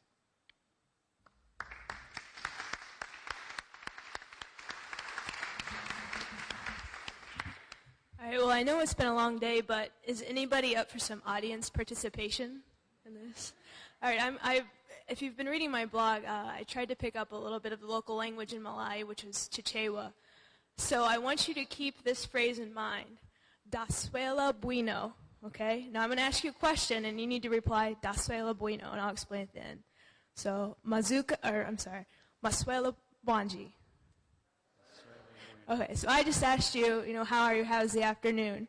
Ma is kind of the you form, Masuela, how is your afternoon? Dasuela is the I form, my afternoon is fine. So there's a little bit of Chichewa for you.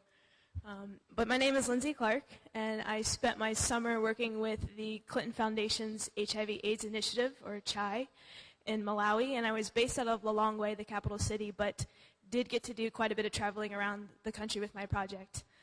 Just to give you a background on what CHAI does, it has three very broad goals, and the first is to try to decrease the cost of treatment for people living with HIV and AIDS. Secondly, it provides technical assistance to areas that are in need of that assistance.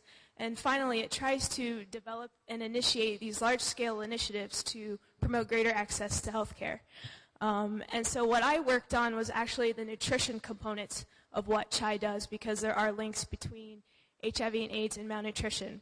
And to give you background on the nutrition program itself, in 2002, the Ministry of Health in Malawi and two other NGOs initiated what's known as the Community-Based Therapeutic Care Program, or CTC, for malnutrition. And instead of having children and their families travel miles and hours to a hospital and spend 3 to 4 weeks to recover from malnutrition, they could instead go to the local health facilities and use what is called as ready-to-use therapeutic food, or RUTF. They take this and they recover from malnutrition. So in 2006, the government decided to scale up this national program after a famine, and they helped provide the RUTF, which in Malawi is known as chipande, and is basically a fortified peanut butter paste that has vitamins and minerals in it. It's pretty sugary, so the kids like to eat it. It's pretty effective. So they help distribute this in the districts. They also train the volunteers who go out in the communities and identify malnourished children. And so what I did was went to these 3 different districts, these programs, and spoke with healthcare workers and providers and volunteers to find out what was working well about the program. No one had done a monitoring and evaluation of the program, so that was kind of the first component. And the second thing was CHAI is getting ready to kind of branch out into what's called loss to follow-up, and it's looking at children who default from treatment. And so I would also speak with these providers about why are children not coming back to collect the chipande, why are they not coming back to treatment. So that's in a nutshell what I did. I did a lot of interviewing, also collecting data on malnutrition rates, cure rates, defaultment rates, and kind of submitted this to CHAI. And it's interesting because in NANO you have not only the Clinton Foundation, but you have Partners in Health. And they run a similar program with volunteers where they're going out into the community and they're following up with patients who are on treatment for HIV and AIDS. And the Clinton Foundation has tried to kind of model that with the nutrition program, but they can't pay their volunteers. So a big problem is they're trying to place the burden of this program on the shoulders of these volunteers who have to make a living. And they're not getting paid, so they can only spend 1 day a week going into the community, identifying malnourished children and making sure they receive treatment. So that's kind of a big obstacle as to why children aren't coming back. Treatment, the health system is pretty fractured or is non-existent. So you're trying to rely on volunteers to do the work that health professionals are needed to do. But overall, great experience, and it really is a great program. This nutrition program has a 90% cure rate, so hopefully they can keep expanding this because it is doing good work. So that's it in a nutshell. And I know we've been asked, and you've heard from a lot of the students, to share some valuable insights from the summer. And I can't tell you how hard it is to only share one, because I think, as you've heard, you learn a lot. But I'm going to share kind of 2 that really put in perspective not only the IPSP itself, but also why I do public service, why I engage in it. And if you'd asked me before where I wanted to work, I'd always tell you I want to work in Africa. This is my 3rd trip there, and I've always enjoyed it, and I've always wanted to go back.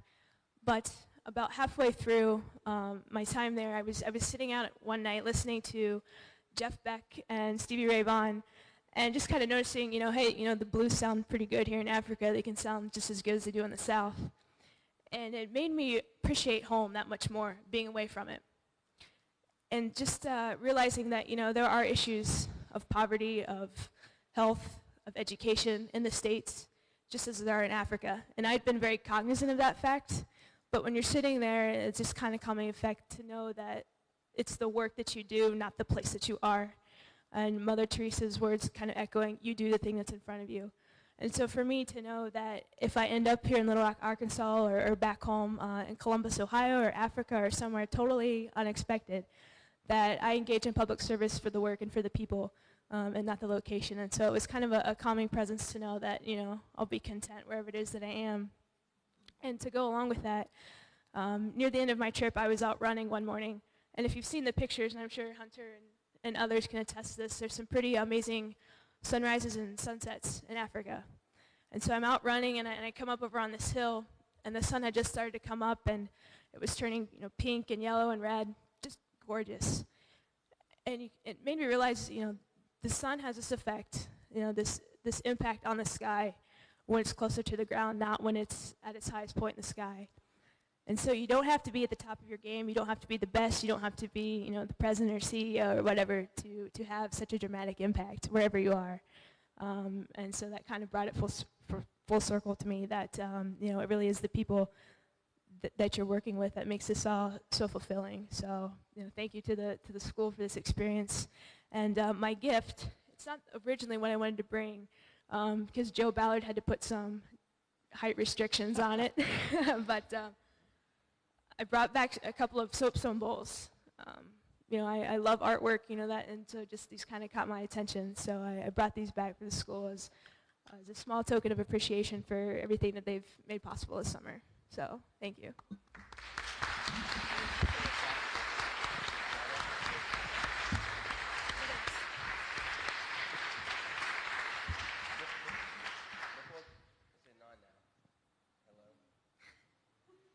Hello, okay. Before questions, real quick, I also brought a gift. I know James brought a bottle opener, which they had very, very unique bottle openers in Cameroon, and they might be all over West Africa.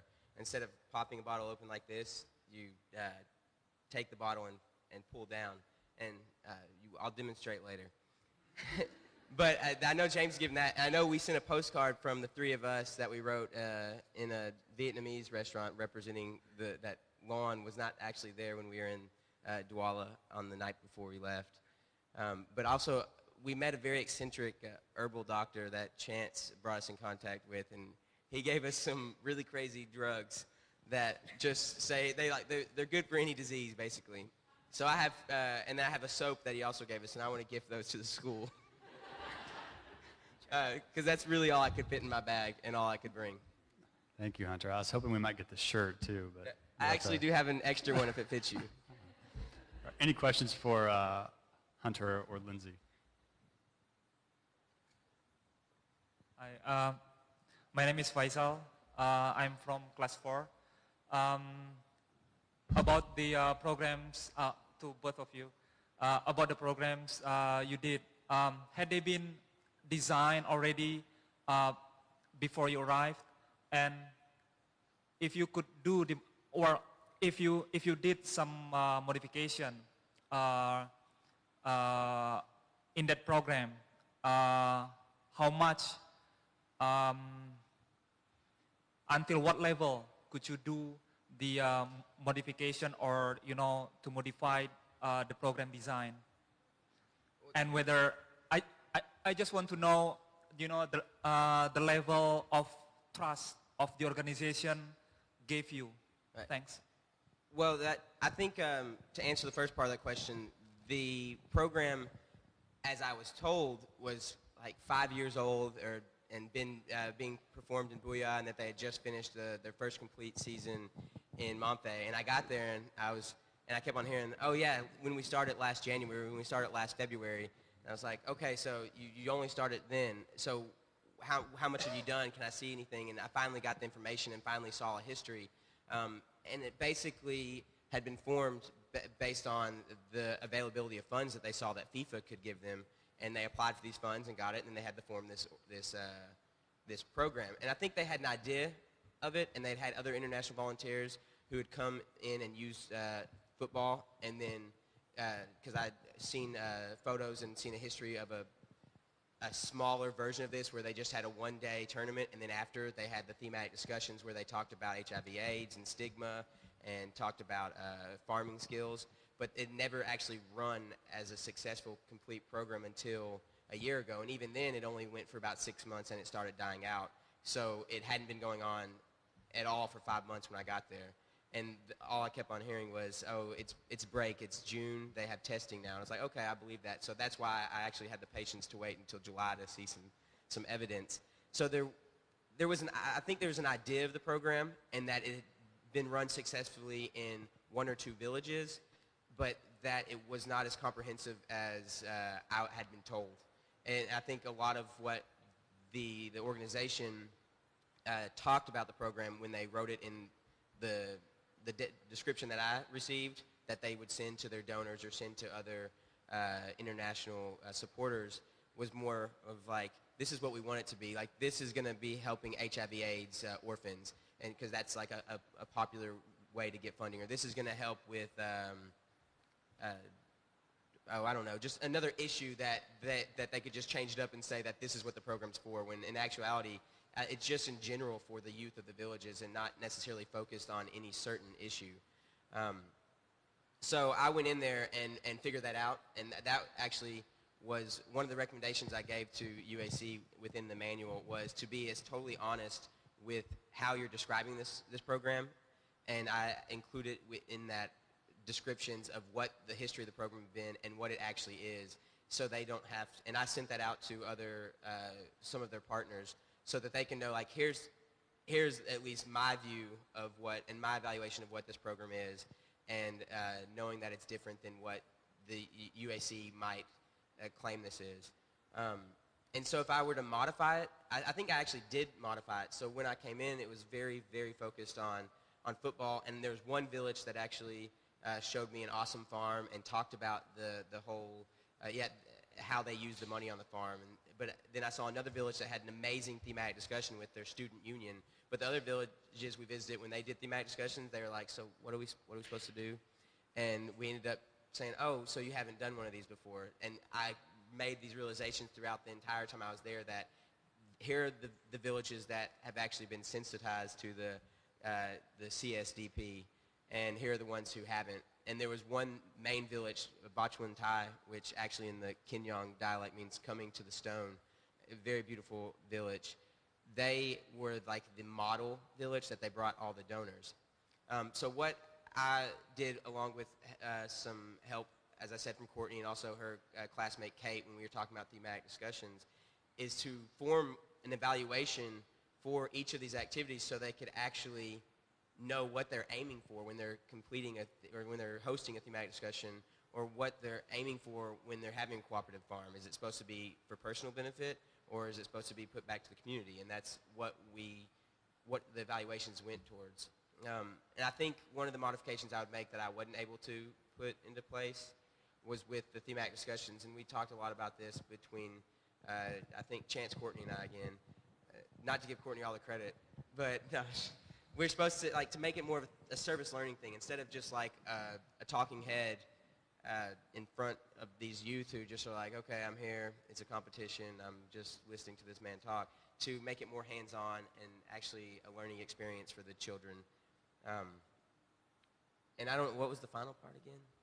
Oh, the trust from the organization. I think they actually did give me a lot of trust. Not that they gave it to me, I think I just took it and was like, listen, I've been here for a month and this isn't happening, so can I, and I just kind of took the reins, and I mean, I'd already gained the trust of the two people I've been working with, and I think they at the very end, Taco, the other man I was working very closely with, was very thankful for the restructuring, and he was actually the one who's going to lead the changes in Buya, the other city that they were hosting the program.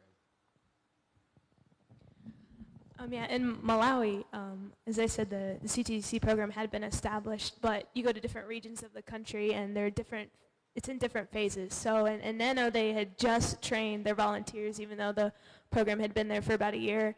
You go to other districts, they had yet to do community sensitization about the program. So it's there, but it's in different phases. And that's either because of when it was introduced, or because there are different NGOs that are helping to work alongside the project, and they just initiate things at different points.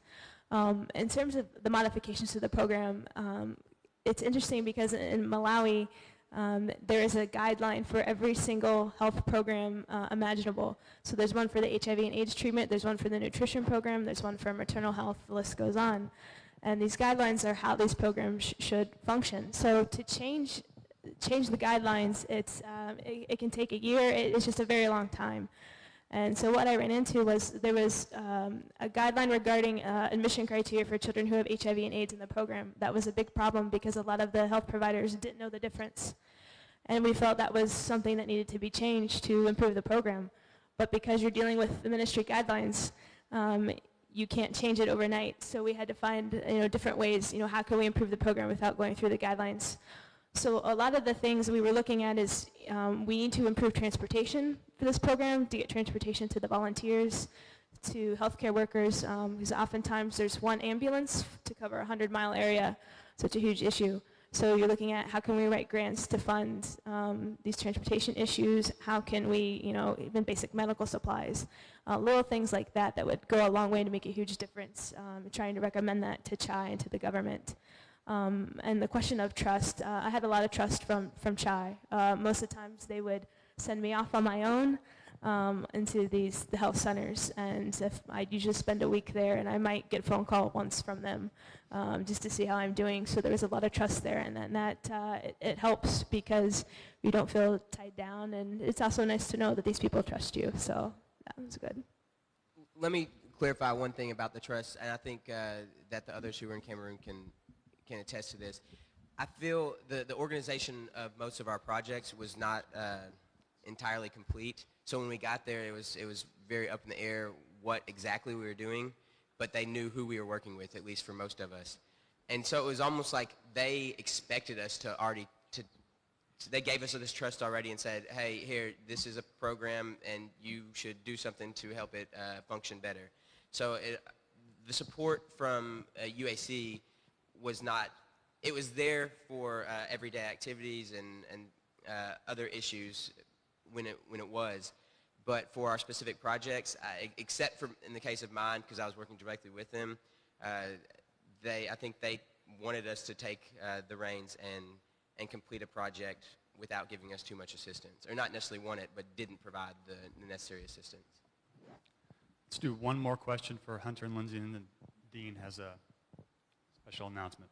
One more question, Chance. Hello. Hunter, this question is for you. I know you made a big effort before you left to raise funds for the organization and you were able to distribute some equipment when you were there. And I was just wondering, based on the experience you had with that, what advice you could maybe give to other students who might take on a similar thing before they go on their IPSPs in the future about how you saw that donation play out and the effect you think it had on your work. Well, you saw intimately how it affected my work based on the way people found out I brought jerseys, and so every person in town would be like, hey, where's my jersey? I'm like, I can't just give you a jersey. This is to give out to the villages, and I had to explain to them, and by the end I'd be like, you don't got one. I'm sorry. I know to give you jersey is what that's very in the pidgin English. Is very I love it actually. I heard it when I was in Stockholm, and I was like, they're from West Africa. But it all started in, I guess, maybe January or February, and we were applying to go to CGIU. So Lukman described to you what CGI is, and there's the university format that I think 13 of us participated in New Orleans in March or March. And I was like, it's like to make a commitment. I was like, oh, I'll just make a commitment that will be above and beyond what my IPSP project will be on. And I thought, oh, I can bring some soccer supplies or soccer gear and give to the teams and villages I'm working with. And also I added in like a pen pal program that I went and had children from each of the villages write back to 9th and 10th graders at my high school that my English teacher helped facilitate. And then also I collected money. And it all started because my father he used to coach all of our soccer teams and had just these jerseys laying around. I was like, oh, I'll just bring these, and maybe I'll just email some other people and see if they have some. So I ended up emailing basically the entire soccer network of Arkansas and receiving things from a lot of people, both support through funds and also support through soccer gear. And even as far as like Chicago, my friend Adam Sobel got like Chicago Fire email and said, hey, can we send you some things? And I was like, yeah, sure. And they're like, but can you pick them up? I'm like, well, actually, I'm not in Chicago, But I have a friend, so he went and picked them up and sent a box to me. And so I packed 7 50-pound bags of gear and brought over, well, $3,217 because the rest was like $800, $900 was spent for shipping. And actually, James and Chance each brought 3 bags, and I brought 1 large bag. So they did most of the traveling with it. And I got there, and it was like we organized it and had it all ready to give out. And like I said, right from the start, people knew that I had stuff. And I think in general, where you are when you're in Cameroon, you come in as a white man, is what they call you. No matter if you're black, white, Indian, which that was the range of the volunteers we had, you're still a white man because you're just different. And some people expected something from you because that's what they have been accustomed to. So